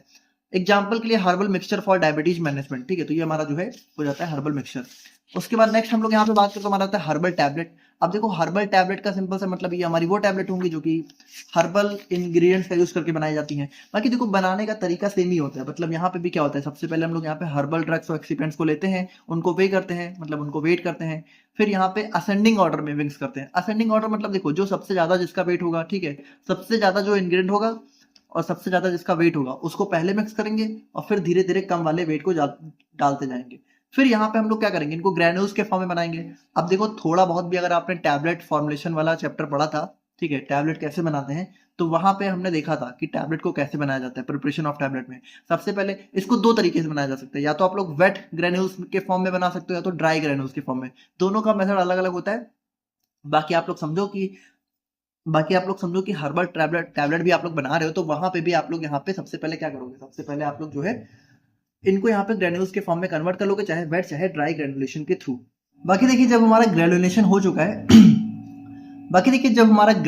चुका है उसके बाद हम लोग क्या करेंगे, जो भी हमारी टैबलेट पंचिंग मशीन होती है उसमें हम लोग यहाँ पे इसको कंप्रेस कर लेंगे। अब देखो आपने टैबलेट पंचिंग मशीन भी पढ़ी हुई है, वहां पे क्या होता था कि जैसे हमारा कुछ इस टाइप का होता था जहाँ पे ऊपर से हमारा एक प्रेस आता था जो कि इसको पंच कर देता था। देखो यहाँ पे हमारा मोल्ड होता है, देखो ये क्या होता है, मोल्ड मतलब सांचा, ठीक है। तो इसी सांचे में क्या होता है, हम लोग पाउडर को फिल करते हैं और फिर यहाँ पे देखो यहाँ से एक प्रेस आता है जो कि इसको दबा देता है, और दबाने के बाद क्या होता है, ये जो पाउडर होता है ये टैबलेट्स के फॉर्म में कन्वर्ट होकर हमें मिल जाता है। तो इस तरीके से हम लोग करते हैं। उसके बाद देखिए कंप्रेशन के बाद हम लोग यहाँ पे कोटिंग भी कर सकते हैं अगर हमें जरूरत है, और उसके बाद हम लोग यहाँ पे इसको इवेलुएट करेंगे, मतलब कि हम लोग यहाँ पे इसको चेक करेंगे कि हमारा जो टैबलेट बनी है वो सही है कि नहीं है। अब टैबलेट कोटिंग की बात करो तो टैबलेट कोटिंग देखिए, अगर आप लोग की जो टैबलेट बनी है मान लो वो उसका टेस्ट बहुत ही खराब है, ठीक है, या फिर वो टूट सकती है, तो वहां पे उस केस में आप लोग टैबलेट कोटिंग भी कर सकते हो। तो टैबलेट कोटिंग यहाँ पे अगर आप लोग करनी है तो क्यों करोगे, तो आप लोग यहाँ पे अनप्लीजेंट टेस्ट को मास्क करने के लिए, अपीयरेंस को इम्प्रूव करने के लिए, ड्रग को प्रोटेक्ट करने के लिए, और यहाँ पे साइट ऑफ एक्शन और ड्रग रिलीज को कंट्रोल करने के लिए। मतलब देखो साइट ऑफ एक्शन का मतलब है, अब जैसे आपको पता है मान लो कुछ टैबलेट होती है तो हम लोग चाहते हैं कि वो स्टमक में नहीं बल्कि इंटेस्टाइन में जाके जो है बेसिकली वो रिलीज हो, ठीक है। तो वहां पे हमें उसे स्टमक से बचाना होगा ना, तो स्टमक से बचाने के लिए हमें क्या करना होगा, हमें उसके ऊपर एक कोटिंग करनी पड़ेगी जो कि उसको स्टमक से बचाते हुए इंटेस्टाइन में ले जाके जो है ब्रेक करने में हेल्प करे, ठीक है। मतलब हमें उसके ऊपर ऐसी कोटिंग करनी पड़ेगी तो कि वो स्टमक में ब्रेक ना हो। तो जैसे एंट्रिक कोटिंग आपने पढ़ा था अगर आप लोग को याद हो, तो एंट्रिक कोटिंग का मतलब क्या होता है, वही होता है कि हम लोग यहाँ पे इंटेस्टाइन में जाके उसको रिलीज करें। तो इन सब के लिए हम लोग यहाँ पे टैबलेट कोटिंग भी कर सकते हैं। अब एग्जांपल की बात करें तो हमारा त्रिफला टैबलेट हो गया, ashwagandha, guruchi tablet, neem tablet, turmeric tablet, brahmi tablet, ये सभी आपने थोड़ा बहुत नाम सुन रखा होगा। एडवांटेजेस की बात करें तो यहाँ पे देखिए इसको यूज करना बहुत ईजी हो जाता है, ठीक है, कन्वीनियंट होता है और इसको लेना भी बहुत आसान होता है। एक्यूरेट होती है, यूनिफॉर्म डोज होती है। भाई टैबलेट में क्या होता है, डोज एकदम करेक्ट होती है, हर टैबलेट में हमें पता है कि हाँ इतने mg ही ड्रग है। स्टेबिलिटी और लॉन्गर सेल्फ यूज भी बहुत जो है अच्छा देखने को मिलता है। उसके बाद अनप्लीजेंट टेस्ट है, और यहाँ पे जैसे सिंपल सी बात है, अगर हम लोग यहाँ पे अनप्लीजेंट टेस्ट है तो हम लोग कोटिंग कर देंगे। और स्टोर, ट्रांसपोर्ट और हैंडल करना भी टैबलेट को ईजी होता है, इसीलिए यहाँ पे हर्बल टैबलेट्स एक अच्छी डोज फॉर्म बन जाती है। एंड फिर हम लोग यहाँ पे बात करें हर्बल क्रीम के बारे में, तो देखिए हर्बल क्रीम वैसे आप लोग के सिलेबस में नहीं है बट फिर भी थोड़ा सा देख लेते हैं। तो यहाँ पे देखो ये हमारी सेमी सॉलिड डोजेज फॉर्म होती हैं, हर भाई क्रीम हमारी सेमी सॉलिड डोजेज फॉर्म ही तो होती है। और यहाँ पे देखो इसमें हम लोग क्या करते हैं, एक हाइड्रोफिलिक क्रीम बेस होता है, मतलब ऐसा क्रीम बेस, मतलब इसमें हम लोग बेस एक पहले से तैयार कर लेते हैं और वो हाइड्रोफिलिक होता है, मतलब इसमें हम लोग हाइड्रोफिलिक ड्रग को मिला सकते हैं। तो यहाँ पे जैसे हर्बल ड्रग्स होती हैं, हर्बल एक्सट्रैक्ट होते हैं, जनरली हाइड्रोफिलिक ही होते हैं, तो इसीलिए हम लोग एक क्रीम बेस तैयार कर लेते हैं और उसमें इन सबको डाल के हमारा क्रीम बन जाती है, ठीक है। तो हर्बल एक्सट्रैक्ट या फिर जो भी पाउडर ड्रग होती है उसको क्रीम बेस के साथ मिला के और यूनिफॉर्मली मिक्स करके हम लोग यहाँ पे स्मूथ और होमोजेनस बेस क्रीम बना लेते हैं। तो कैरेक्टरिस्टिक्स की बात करें तो यहाँ पे देखो ऑइंटमेंट्स के कंपेयर में बहुत ही कम ग्रीजी होता है, मतलब ऐसा नहीं होता है कि आपने लगा लिया तो एकदम चिपचिपा सा है, ठीक है, ग्रीजीनेस कम होती है। इजिली स्प्रेडेबल होता है, ठीक है, मतलब बहुत आसानी से स्प्रेड हो जाता है, फैल जाता है, बहुत आसानी से आप लोग लगा सकते हो उसको। और बेटर होता है, मतलब काफ़ी ज़्यादा अच्छा कॉस्मेटिक अपीयरेंस हमें देखने को मिलता है। और शेल्फ लाइफ थोड़ा से ऑइंटमेंट के कंपेयर में शॉर्ट होती है। यूजेज की बात करें तो स्किन केयर, कॉस्मेटिक पर्पज जो है, treatment of minor skin disorders और मॉइस्चराइजिंग और सूदिंग एक्शंस के लिए हम लोग यहाँ पे इसका यूज करते हैं। जैसे कि एलोवेरा क्रीम हो गई, हर्बल फेयरनेस क्रीम हो गई, बेबी हर्बल क्रीम हो गई। देखो इसको हम लोग जल्दी जल्दी में इसलिए देख रहे हैं क्योंकि ये आप लोग के सिलेबस में है नहीं, ठीक है, बट फिर भी हमने देख लिया 2 मार्क्स में कभी आ जाए या फिर आ जाए तो आप लोग लिख सकते हो कुछ ना कुछ। और फाइनली हम लोग बात करते हैं बहुत इंपॉर्टेंट टॉपिक के बारे में। लेकिन यहाँ पे देखो ये है तो बहुत इंपॉर्टेंट टॉपिक, लेकिन हम लोग इसको बहुत इंपॉर्टेंट तरीके से पढ़ नहीं सकते हैं। क्यों? क्योंकि भाई देखो ये जो नॉवेल ड्रग डिलीवरी सिस्टम है ना, ये बेसिकली आप लोग का एक पूरा का पूरा सब्जेक्ट है जो कि आप लोग को कहाँ पढ़ना है, 7th सेमेस्टर में। जी हाँ, जस्ट इसके बाद जो सेमेस्टर आएगा उसमें एक प्रॉपर सब्जेक्ट आप लोग का यही होने वाला है, नॉवेल ड्रग डिलीवरी सिस्टम। अब देखो अगर थोड़ा सा नाम से देखें इसको, तो नाम से क्या बोलते हैं, नॉवेल का मतलब होता है न्यू, और ड्रग डिलीवरी सिस्टम का मतलब क्या होगा कि किस तरीके से बॉडी में जो है दवा आपको दी जा रही है। तो देखो नॉवेल ड्रग डिलीवरी सिस्टम का मतलब होता है ये हमारे कुछ एडवांस्ड और इम्प्रूव मेथड होते हैं ड्रग को डिलीवर करने के लिए। अब देखो एडवांस्ड का मतलब क्या होता है, जैसे नॉर्मली देखो एक होता है कन्वेंशनल ड्रग डिलीवरी सिस्टम, एक होता है नॉवेल ड्रग डिलीवरी सिस्टम। देखो कन्वेंशनल का मतलब जो नॉर्मल ड्रग डिलीवरी सिस्टम होता है, और नॉवेल का मतलब जो आजकल बहुत ही एडवांस है, न्यू है, ठीक है, और जिसपे अभी भी रिसर्च चल रही है। अब ये समझो इसका फायदा क्या है। इसका फायदा ये है, जैसे आप लोग को पता है नॉर्मल अगर आप लोग कोई टैबलेट खाते हो, ठीक है, तो वो टैबलेट क्या होता है भाई, एक दिन में आप लोगों को कम से कम 2 टैबलेट खानी पड़ती है ना, ज़्यादातर आप लोग देखोगे कहीं कहीं तो 3-3 टैबलेट खानी पड़ती है। लेकिन जो नॉवेल ड्रग डिलीवरी सिस्टम होता है इसमें हम लोग ऐसे ऐसे टैबलेट्स बना लेते हैं कि आप लोग एक बार खाओ, ठीक है, और उसके बाद कम से कम 6-7 दिन के लिए काम खत्म, आप लोगों को खाना ही नहीं है, वो 6-7 दिनों तक दवा रिलीज करती रहेगी, है ना। बल्कि कुछ कुछ ऐसी भी नॉवेल डोजेस फॉर्म होती है जो कि 1-1 सालों तक अपनी दवा रिलीज करती रहती हैं। तो ये इन सब केस में बहुत ही हेल्पफुल होता है। बाकी देखो अगर हम लोग देखें तो यहाँ पे देखिए, यहाँ पे हमें जो है बहुत ज़्यादा नहीं देखना है, यहाँ पे आप लोग ये समझो, यहाँ पे हमें जो है मेनली एक टॉपिक के बारे में पढ़ना है जो कि होता है फाइटोसोम। तो ये एक टाइप का नॉवेल ड्रग डिलीवरी सिस्टम है, या फिर कह सकते हो नॉवेल डोजेस फॉर्म है। लेकिन आप ये समझो कि ये होता क्या है कि हमारा एडवांस्ड और इम्प्रूव मेथड होता है ड्रग को डिलीवर करने के लिए, ठीक है। इसमें साइड इफेक्ट बहुत ही कम हो जाते हैं, और कन्वेंशनल डोजेस फॉर्म अनलाइक, मतलब कन्वेंशनल मतलब जो नॉर्मल होता है, तो नॉर्मल डोजेस फॉर्म की बजाय जो नॉवेल ड्रग डिलीवरी सिस्टम होता है ये क्या करता है। अब जैसे एक बात आप लोग को पता है, मान लो कोई भी दवा आप लोग खाते हो, मान लो आप लोगों ने टैबलेट खाई, ठीक है, तो जो टैबलेट आप लोग खाते हो तो नॉर्मली क्या होता है, इसको आप लोग खाते हो, ठीक है, तो खाने के बाद क्या होता है कि जैसे मान लो इसका ब्लड में एब्जॉर्प्शन हुआ, ठीक है, ये ब्लड में एब्जॉर्ब हो गई। अब एब्जॉर्प्शन होने के बाद क्या होता है, जब इसका डिस्ट्रीब्यूशन होता है तो डिस्ट्रीब्यूशन इसका सिर्फ अपने साइट ऑफ एक्शन पे नहीं होता है, ये चीज़ आप लोग को थोड़ी बहुत पता होगी कि डिस्ट्रीब्यूशन जब इसका होता है तो ये सिर्फ अपने साइट ऑफ एक्शन पे नहीं जाती है, बल्कि ये बहुत ज़्यादा बॉडी में कहीं कहीं और भी चली जाती है। मतलब बॉडी में इसका वॉल्यूम ऑफ डिस्ट्रीब्यूशन बहुत ज़्यादा हो जाता है, मतलब ये ऐसी ऐसी जगहों पे भी जाती है जहाँ पे इसको नहीं जाना चाहिए था, और उसी की वजह से क्या होता है, हमें बहुत सारी दवाओं के अंदर साइड इफेक्ट देखने को मिलता है। लेकिन नॉवेल ड्रग डिलीवरी सिस्टम हम लोग क्या करते हैं, हम लोग ऐसी ऐसी चीज़ें बनाते हैं जिससे जो दवा है उसको जहाँ जाना है वो वहीं जाती है। अब इसकी वजह से क्या होता है, इसकी वजह से पहली बात तो हमें दवा की डोज बहुत ही कम देनी पड़ती है, ठीक है, साइड इफेक्ट होने के चांस बहुत ही कम हो जाते हैं, और दवा का बहुत ही फास्ट एक्शन भी हमें देखने को मिलता है, ठीक है। तो राइट साइट, राइट अमाउंट और राइट ड्यूरेशन के लिए हमें जो है, मतलब आप ये कह सकते हो कि नॉवेल ड्रग डिलीवरी सिस्टम में हमें बहुत ही लंबे टाइम तक एक्शन भी देखने को मिलता है, दवा सही अमाउंट में भी दी जाती है और दवा सही जगह पे भी जाती है। अब देखो बहुत डिटेल में इसको 7 सेमेस्टर में पढ़ेंगे, बट अभी के लिए आप ये समझो कि इसके एग्जाम्पल की बात करो तो इसके अंदर बहुत सारी अलग अलग डोजेज फॉर्म होती है, जैसे लाइपोसोम, फाइटोसोम, नैनो पार्टिकल, नियोसोम। लेकिन आप लोग को पढ़ना है फाइटोसोम के बारे में, तो हम लोग फाइटोसोम को ही डिस्कस करते हैं। अब देखो फाइटोसोम अगर हम लोग नाम से देखें तो इसका नाम फाइटोसोम क्यों पड़ा है, क्योंकि इसका नाम पड़ा है फाइटो कॉन्स्टिट्यूएंट्स के ऊपर। अब फाइटो कॉन्स्टिट्यूएंट्स क्या होते हैं, फाइटो कॉन्स्टिट्यूएंट्स बेसिकली हमारी जो हर्बल ड्रग्स होती हैं उसके अंदर जो मेन एक्टिव इंग्रेडिएंट होता है उसको हम लोग बोलते हैं फाइटो कॉन्स्टिट्यूएंट्स। आई होप आप लोगों को पढ़ा होगा, पता होगा, इसको हमने 4th सेम में पढ़ा था फार्माकोग्नोसी के अंदर।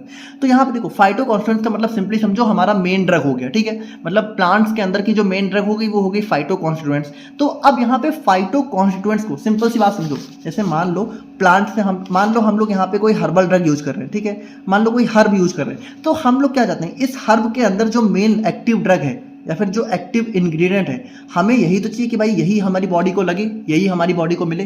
तो हम लोग करते क्या है, इसका जो मेन एक्टिव इंग्रेडिएंट होता है जो कि बेसिकली क्या होता है, बेसिकली इसको हम लोग बोलते हैं फाइटो कॉन्स्टिट्यूएंट, ठीक है, क्या बोलते हैं, फाइटो कॉन्स्टिट्यूएंट। इस फाइटो कॉन्स्टिट्यूएंट को हम लोग करते क्या है, इस फाइटो कॉन्स्टिट्यूएंट को हम लोग यहाँ पे अपनी फॉस्फोलिपिड के साथ मिक्स कर देते हैं। फॉस्फोलिपिड मतलब क्या होता है, जैसे अगर आप लोगों को पता हो तो जो हमारी बॉडी की सेल होती है, हमारी बॉडी की सेल क्या होती है, बाई लेयर ऑफ फॉस्फोलिपिड से मिलकर बनी होती है ना। हमारी बॉडी की सेल में क्या होता है, फॉस्फोलिपिड की बाई लेयर होती है। उसी तरीके से हम लोग क्या करते हैं, जो हमारा फाइटो कॉन्स्टिट्यूएंट यानी हर्ब के अंदर का जो मेन एक्टिव इंग्रेडिएंट होता है, इसको हम लोग करते क्या है, इसको हम लोग यहाँ पे अपने फॉस्फोलिपिड के साथ मिक्स कर देते हैं, ठीक है। अब इस फॉस्फोलिपिड के साथ जब हम लोग मिक्स कर देते हैं तो अभी हम लोग देखेंगे मिक्स कैसे करते हैं, बट आप ये समझो कि जब हम लोग फॉस्फोलिपिड के साथ इसको मिक्स कर लेते हैं तो होता क्या है कि ये हमारी बॉडी में जाके बहुत अच्छे से कह सकते हो। देखो अब जैसे देखो नॉर्मली क्या होता है, नॉर्मली अगर फाइटो कॉन्स्टिट्यूएंट को आप लोग नॉर्मली दोगे, ठीक है, तो नॉर्मली होता क्या है कि नॉर्मली जैसे ये ज़्यादातर क्या होता है, हाइड्रोफिलिक होता है। हाइड्रोफिलिक मतलब ये वाटर सॉल्युबल होता है। अब आप लोग को पता है हाइड्रोफिलिक ड्रग हमारी बॉडी में ज़्यादा अच्छे से एब्जॉर्ब नहीं होती है ना। तो इसीलिए कि ये फाइटो कॉन्स्टिट्यूएंट हमारी बॉडी में अच्छे से अपना एक्शन शो कर पाए, हम लोग क्या करते हैं, इसको नॉर्मली ना देके हम लोग इसको एक फॉस्फोलिपिड के साथ मिला के देते हैं। अब फॉस्फोलिपिड क्या होता है भाई, फॉस्फोलिपिड में देखो जो हेड, फॉस्फोलिपिड में भी 2 पार्ट होते हैं, देखो एक होता है फॉस्फोलिपिड में हेड पार्ट, हेड, और एक होता है इसका टेल। अब इसका टेल तो हाइड्रोफोबिक होता है, ठीक है, लेकिन इसका जो हेड होता है वो हाइड्रोफिलिक होता है।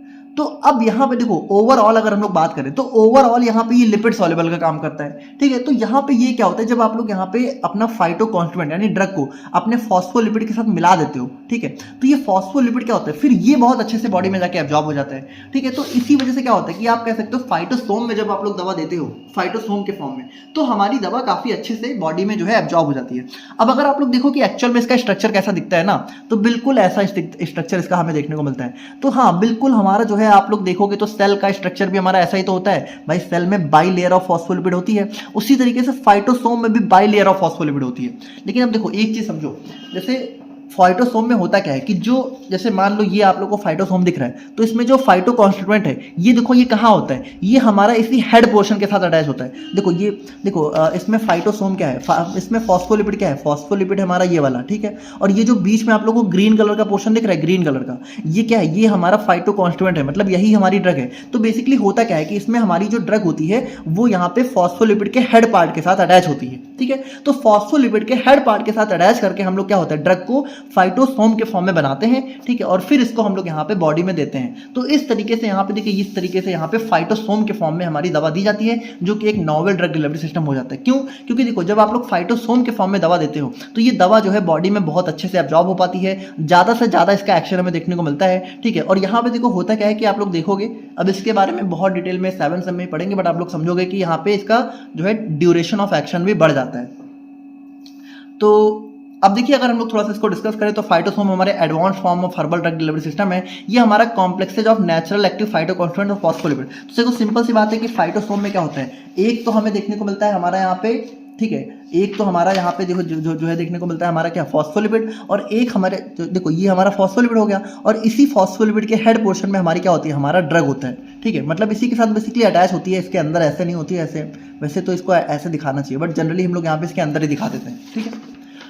उसके बाद देखो ये क्या करता है, इसकी बायो अवेलेबिलिटी, सॉल्युबिलिटी, एब्जॉर्प्शन जो है बहुत अच्छा देखने को मिलता है। और यहाँ पे ये हमारा जो है प्लांट डिराइव्ड पॉलीफिनॉल्स, फ्लेवोनॉइड्स और टर्पेनॉइड्स, इन सभी के लिए यूजफुल होता है। मतलब देखो ये सारे क्या है, ये सारे हमारे फाइटोकॉन्स्टिट्यूएंट्स हैं, तो इनको हम लोग यहाँ पे जो है फॉस्फोलिपिड के साथ मिक्स करके जो है दवा के फॉर्म में देते हैं। अब इसकी नीड क्या है, आखिर फाइटोसोम की जरूरत क्या है। देखो जो many phytoconstituents have poor lipid solubility and limited absorption. अब देखो ज्यादातर जो फाइटोसोम होते हैं, ठीक है, मतलब ज्यादातर जो फाइटोकॉन्स्टिट्यूएंट होते हैं, मतलब जो हर्ब से जो हमें नेचुरल एक्टिव इंग्रेडिएंट मिलते हैं, वो जो है लिपिड में बहुत ही लेस सॉल्युबल होते हैं। अब देखो जब तक कोई दवा या फिर जब तक कोई इंग्रेडिएंट लिपिड में सॉल्युबल नहीं होगा, तब तक वो हमारी बॉडी में अच्छे से एब्जॉर्ब नहीं होगा। तो यहाँ पे देखिए वही चीज़ है कि लिपिड सॉल्युबिलिटी को थोड़ा सा बढ़ाने के लिए और बायो अवेलेबिलिटी को थोड़ा सा इंप्रूव करने के लिए और मेम्ब्रेन परमेबिलिटी और स्टेबिलिटी को इंप्रूव करने के लिए हम लोग यहाँ पे फाइटोसोम के फॉर्म में दवा देते हैं। देखो फाइटोसोम के फॉर्म में जब आप लोग दवा दोगे, तो जैसे मान लो ये हमारी बॉडी की सेल है, ठीक है, और ये मान लो फाइटोसोम है, तो देखो अब दोनों का नेचर बहुत सेम हो गया। क्योंकि देखो दोनों में क्या है, दोनों में फॉस्फोलिपिड की बाई लेयर है ना, दोनों में ही फॉस्फोलिपिड की बाई लेयर है। तो ये जो सेल है, ये इस फाइटोसोम को बहुत इजीली अपने अंदर आने देगी। और देखो जब दवा सेल को पेनिट्रेट करके अंदर तक जाएगी तभी तो अपना एक्शन शो करेगी। तो यहाँ पे वही चीज है, ठीक है, कि हमारा मेम्ब्रेन परमेबिलिटी बढ़ जाती है, स्टेबिलिटी बढ़ जाती है, और बेटर फार्माकोकाइनेटिक और फार्माकोथेरेपेटिक प्रोफाइल हमें देखने को मिलती है। और बाकी देखिए अगर हम लोग यहाँ पे देखें तो हमारा जो फाइटोसोम होता है, ठीक है, तो इसके कंपोनेंट्स में हमें क्या क्या देखने को मिलता है। तो इसमें सबसे पहला हमारा तो है फाइटोकॉन्स्टिट्यूएंट, ठीक है। तो फाइटोकॉन्स्टिट्यूएंट मतलब वही जो हमारा मेन ड्रग होती है, ठीक है। तो यहाँ पे अगर अगेन आप लोग जो है देखो इसकी इमेज, ठीक है, तो देखिए ये जो आप लोगों को दिख रहा है ग्रीन कलर का, ये हमारा फाइटोकॉन्स्टिट्यूएंट हो गया। और उसके बाद हमारा फॉस्फोलिपिड, तो ये देखो ये पूरा का पूरा स्ट्रक्चर हमारा फॉस्फोलिपिड हो गया। देखो फॉस्फोलिपिड, यहाँ पे ये समझो फॉस्फोलिपिड का मतलब ये नहीं कि आप लोग को ये गोल गोल सा देखने को मिलेगा। फॉस्फोलिपिड तो सिर्फ यही होता है, ठीक है। और फाइटोकॉन्स्टिट्यूएंट क्या होता है, ये होता है। तो देखो ये इतना एक सिंगल मिला के भी इसको भी हम लोग फाइटोसोम ही बोलते हैं। मतलब फाइटोसोम का मतलब ये नहीं कि फाइटोसोम आप लोग को ऐसा ही देखने को मिलेगा। फाइटोसोम का मतलब ये नहीं कि आप लोग को ये बिल्कुल बाई लेयर में ऐसे एकदम गोल मतलब सर्कुलर फॉर्म में देखने को मिलेगा। ये होता क्या है, ये कह सकते हो ये बन जाता है। मतलब एट लास्ट में जब बहुत सारे फाइटोसोम मिलते हैं तो बहुत सारे फाइटोसोम मिलके ऐसा स्ट्रक्चर बना लेते हैं, लेकिन इसका मतलब ये नहीं कि ये ही फाइटोसोम है। फाइटोसोम क्या है, ये पूरा स्ट्रक्चर फाइटोसोम ही है। मतलब एक फॉस्फोलिपिड और एक फाइटोकॉन्स्टिट्यूएंट जब मिल जाता है तो इसको हम लोग बोलते हैं फाइटोसोम। इस चीज को समझना। और बाकी देखो इसमें हम लोग क्या करते हैं, करते हैं कि इसको बनाने के लिए भाई फाइटोसोम को इस तरीके से बनाने के लिए, ठीक है, फाइटोसोम को इस तरीके से बनाने के लिए, इस स्ट्रक्चर में प्रिपेयर करने के लिए हम लोग क्या होता है सॉल्वेंट्स और एक्सिपिएंट्स का भी यूज करते हैं। तो अभी हम लोग देखेंगे। तो इसके मेथड ऑफ प्रिपरेशन की बात करें तो इसको 2-3 तरीके से बना सकते हैं। तो सबसे पहले देखते हैं अपना जो है सॉल्वेंट इवेपोरेशन मेथड। तो सॉल्वेंट इवेपोरेशन मेथड में देखो हम लोग कैसे बनाते हैं फाइटोसोम को, तो बहुत ध्यान से देखना। देखो हम लोग क्या करेंगे, सबसे पहले बहुत ध्यान से देखना, सबसे पहले हम लोग यहाँ पे क्या करेंगे, एक सॉल्वेंट लेंगे, ठीक है, मतलब सबसे पहले देखो, सबसे पहले हमने यहाँ पे एक ऑर्गेनिक सॉल्वेंट लिया, ठीक है, ये हमारा क्या है, ये हमारा ऑर्गेनिक सॉल्वेंट है। अब हम लोग क्या करेंगे, इसमें हम लोग अपने फाइटो कॉन्स्टिट्यूएंट और फॉस्फोलिपिड दोनों को इसी ऑर्गेनिक सॉल्वेंट डाल देंगे। तो हमने देखो ये जो ऑर्गेनिक सॉल्वेंट है इसमें हमने क्या डाला, इसमें हमने डाला फाइटो कॉन्स्टिट्यूएंट। देखो ये जो ये दिख रहा है ये हमारा फाइटो कॉन्स्टिट्यूएंट हो गया, और ये जो आप लोग को ये दिख रहा है ये क्या है, ये हमारा हो गया फॉस्फोलिपिड, ठीक है। तो इन दोनों को हमने क्या हुआ, अपने इस ऑर्गेनिक सॉल्वेंट में डाल दिया।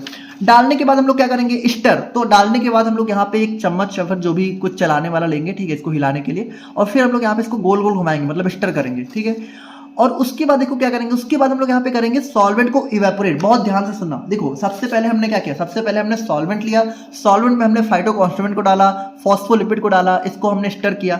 अब उसके बाद हम लोग करेंगे क्या, ये जो सॉल्वेंट था इसको इवेपोरेट कर देंगे। इवेपोरेट का मतलब अब हम लोग इस सॉल्वेंट को एटमॉस्फेयर में उड़ा देंगे, ठीक है। जब आप लोग सॉल्वेंट को उड़ा दोगे तो यहाँ पे बचेगा क्या, बचेगा सिर्फ फॉस्फोलिपिड और फाइटो कॉन्स्टिट्यूएंट। अब यहाँ पे ये समझो, जब आप लोग डालोगे, ठीक है, तो डालते तो आप लोग ऐसे हो, मतलब डालते तो आप लोग नॉर्मली ऐसे ही हो, ठीक है, कि आप लोगों ने अलग अलग डाला है। लेकिन जब आप लोग यहाँ पे इस सॉल्वेंट को इवेपोरेट करोगे तो इवेपोरेट करने के बाद आप लोग को फाइटोसोम जो है कुछ इस तरीके से इस स्ट्रक्चर के फॉर्म में देखने को मिल जाएगा, ठीक है। तो जैसे ही आप लोग यहाँ पे सॉल्वेंट को इवेपोरेट करोगे आप लोग को यहाँ पे फाइटोसोम का कॉम्प्लेक्स देखने को मिल जाएगा। फाइटोसोम कॉम्प्लेक्स का मतलब क्या है कि इस तरीके से हमारे फाइटोसोम जो है एडजस्ट हो जाएंगे बाई लेयर के फॉर्म में। उसके बाद नेक्स्ट हमारा एंटी सॉल्वेंट प्रेसिपिटेशन मेथड। अब देखो एंटी सॉल्वेंट प्रेसिपिटेशन मेथड पे क्या होगा, देखो इसमें भी बहुत ध्यान से देखना। सबसे पहले हम लोग क्या करेंगे, सबसे पहले हम लोग यहाँ पे ऑर्गेनिक सॉल्वेंट लेंगे, ठीक है, हम लोग इसमें फॉस्फोलिपिड को डालेंगे, फॉस्फोलिपिड को डाला। अब उसके बाद यहाँ पे देखो एक सॉल्यूशन हम लोग पहले से ही बना के रखते हैं। इस सॉल्यूशन में क्या होता है, इस सॉल्यूशन में हमारा फाइटो कॉन्स्टिट्यूएंट होता है। इस सॉल्यूशन को भी हम लोग यहाँ पे लाके इसी में मिक्स कर देंगे। अब हमें क्या, अब हमारे पास एक सॉल्यूशन हो गया जिसमें क्या है, जिसमें हमारा फॉस्फोलिपिड है, फाइटो कॉन्स्टिट्यूएंट है, ऑर्गेनिक सॉल्वेंट है। देखो बिल्कुल इसी के जैसा बनेगा, ठीक है। लेकिन अब इसमें स्पेशल चीज क्या होगी, अब इसमें आप लोग डालोगे एक ऐसा सॉल्यूशन जिसको हम लोग बोलते हैं एंटी सॉल्वेंट। क्या बोलते हैं, एंटी सॉल्वेंट। अब इस एंटी सॉल्वेंट की प्रॉपर्टी बहुत ध्यान से सुनना।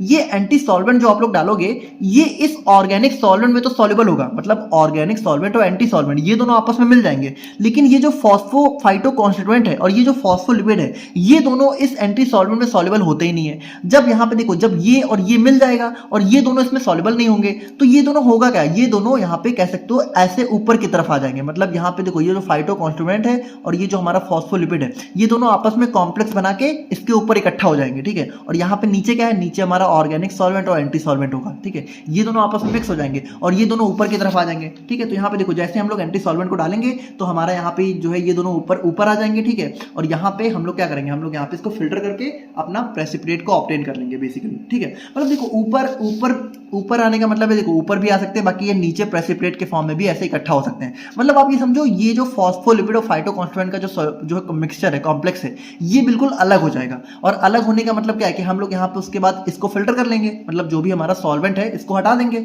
और हमें जो बचेगा वो हमारा क्या बचेगा, हमारा यही तो बचेगा, हमारा बेसिकली जो है फाइटो कॉन्स्टिट्यूएंट और फाइटोसोम का मतलब कॉम्प्लेक्स बचेगा, तो वही हमारा बन जाता है। उसके बाद फाइनली थर्ड स्टेप आ जाता है रोटेटरी इवेपोरेशन टेक्निक। अब देखो ये भी बिल्कुल सिमिलर होता है, इसमें भी हम लोग क्या करेंगे, फाइटो कॉन्स्टिट्यूएंट और फॉस्फोलिपिड को सुटेबल सॉल्वेंट में मिक्स करेंगे, ठीक है, मिक्स कर लिया। उसके बाद हम लोग यहाँ पे एक रोटेटरी इवेपोरेटर, मतलब एक इवेपोरेटर पे रखेंगे जो कि रोटेटरी होता है, जो कि सबसे पहले इसको गोल गोल घुमाएगा और फिर इवेपोरेट भी करेगा। मतलब सॉल्वेंट को पहले गोल गोल घुमाएगा फिर इवेपोरेट कर देगा, ठीक है। और इवेपोरेट होने के बाद क्या होगा, हम लोग यहाँ पे जो भी मतलब सॉल्वेंट है उसको जो है कह सकते हो वैक्यूम में जो है रिमूव कर देंगे और यहाँ पे अपना फाइटोसोम कॉम्प्लेक्स को जो है ऑब्टेन कर लेंगे।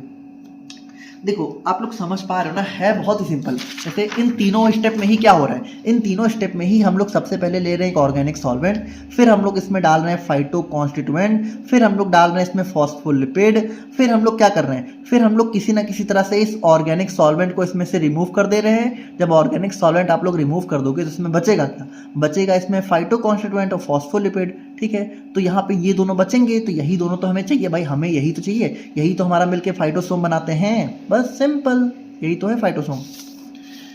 तो ये हमारा इसके प्रिपरेशन मेथड हो जाते हैं। बाकी देखिए अगर हम लोग यहाँ पे इवैल्यूएशन पैरामीटर की बात करें, मतलब इसको हम लोग चेक कैसे करेंगे कि जो हमारा फाइटोसोम बना है वो अच्छा है कि नहीं है। तो इसको आप लोग सबसे पहले फिजिकल अपीयरेंस के लिए चेक कर सकते हो, मतलब जो उसका फिजिकल अपीयरेंस है वो अच्छा है कि नहीं है, कलर कैसा है, पार्टिकल साइज आप लोग चेक कर सकते हो, जीटा पोटेंशियल होता है, ठीक है, तो इसको भी आप लोग यहाँ पे देख सकते हो। फिर ड्रग कंटेंट डिटर्मिनेशन, तो यहाँ पे जो ड्रग है, ठीक है, वो पूरे फाइटोकॉन्स्टिट्यूएंट में यूनिफॉर्मली डिस्ट्रीब्यूटेड है कि नहीं है, और सब में एक जैसी ड्रग कंटेंट है कि नहीं है। उसके बाद देखो फूरियर ट्रांसफॉर्म इंफ्रारेड स्पेक्ट्रोस्कोपी और डिफरेंशियल स्कैनिंग कैलोरीमेट्री। देखो ये दोनों मेथड बहुत ही डिटेल में आप लोग पढ़ोगे अपने एम फॉर्म में। कहाँ पढ़ोगे? एम फॉर्म में, ठीक है। तो इन दोनों मेथड के थ्रू भी आप लोग इसको इवेलुएट कर सकते हो। और इन विट्रो ड्रग रिलीज, तो इन विट्रो का मतलब है कि बॉडी के बाहर, यहाँ पे बॉडी के बाहर हम लोग यहाँ पे बॉडी जैसा ही एक एटमॉस्फेयर क्रिएट करेंगे और उसमें ड्रग को डाल के चेक करेंगे कि कैसी ड्रग रिलीज हो रही है, ठीक है। और उसके बाद स्टेबिलिटी टेस्टिंग, तो इसको ये भी चेक करेंगे कि स्टेबल कितना है। तो इस तरीके से हम लोग यहाँ पे इसको इवेलुएट कर सकते हैं। एडवांटेजेस की बात करें तो यहाँ पे देखिए भाई, हमें जो फाइटोसोम में क्या होता है, इंप्रूव्ड स्टेबिलिटी ऑफ एब्जॉर्प्शन देखने को मिलता है, स्टेबिलिटी इनहैंस हो जाती है, ठीक है, सॉल्युबिलिटी बढ़ जाती है, ड्रग रिलीज हमारा कंट्रोल्ड हो जाता है। देखो सबसे इंपॉर्टेंट चीज यही है नॉवेल ड्रग डिलीवरी सिस्टम की, सबसे इंपॉर्टेंट चीज ये है कि यहाँ पे ड्रग रिलीज कंट्रोल हो जाता है। कंट्रोल होने का मतलब है कि जो ड्रग है वो धीरे धीरे रिलीज होगी, ऐसा नहीं कि पूरी ड्रग एक साथ रिलीज होगी। जब ड्रग धीरे धीरे रिलीज होती है तो ड्रग काफी लंबे समय तक रिलीज होती है, तो ड्यूरेशन ऑफ एक्शन बढ़ जाता है। और यहाँ पे बहुत सारे रूट ऑफ एडमिनिस्ट्रेशन के साथ यहाँ पे कंपैटिबल होते हैं, मतलब इंजेक्शन से भी दे सकते हो, टैबलेट के फॉर्म में भी दे सकते हो, तो बहुत सारे अलग अलग रूट से आप लोग दे सकते हो। और लिमिटेशंस की बात करें तो थोड़ा सा महंगा होता है इसको बनाना, हीट और लाइट से सेंसिटिव होता है, ठीक है। और यहाँ पे लिमिटेड स्केलेबिलिटी, मतलब देखो यहाँ पे चूंकि ये बहुत महंगा होता है, देखो ये महंगा बनता है तो इसको बहुत ज़्यादा बड़े अमाउंट में बना पाना पॉसिबल नहीं हो पाता है। तो ये हो जाता है हमारे यहाँ पे बेसिकली जो है नॉवेल डोजेज फॉर्म, और यही इसी के साथ हमारी यूनिट नंबर 3 भी कंप्लीट कवर हो जाती है। आई होप कि आप लोग को सारी चीज़ें समझ में आ गई होंगी। बाकी वीडियो अच्छी लगी हो तो वीडियो को लाइक कर दीजिएगा और चैनल को सब्सक्राइब कर लीजिएगा और एक कमेंट करिएगा, अच्छा लगता है। मिलते हैं नेक्स्ट वीडियो में, तब तक के लिए थैंक यू सो मच।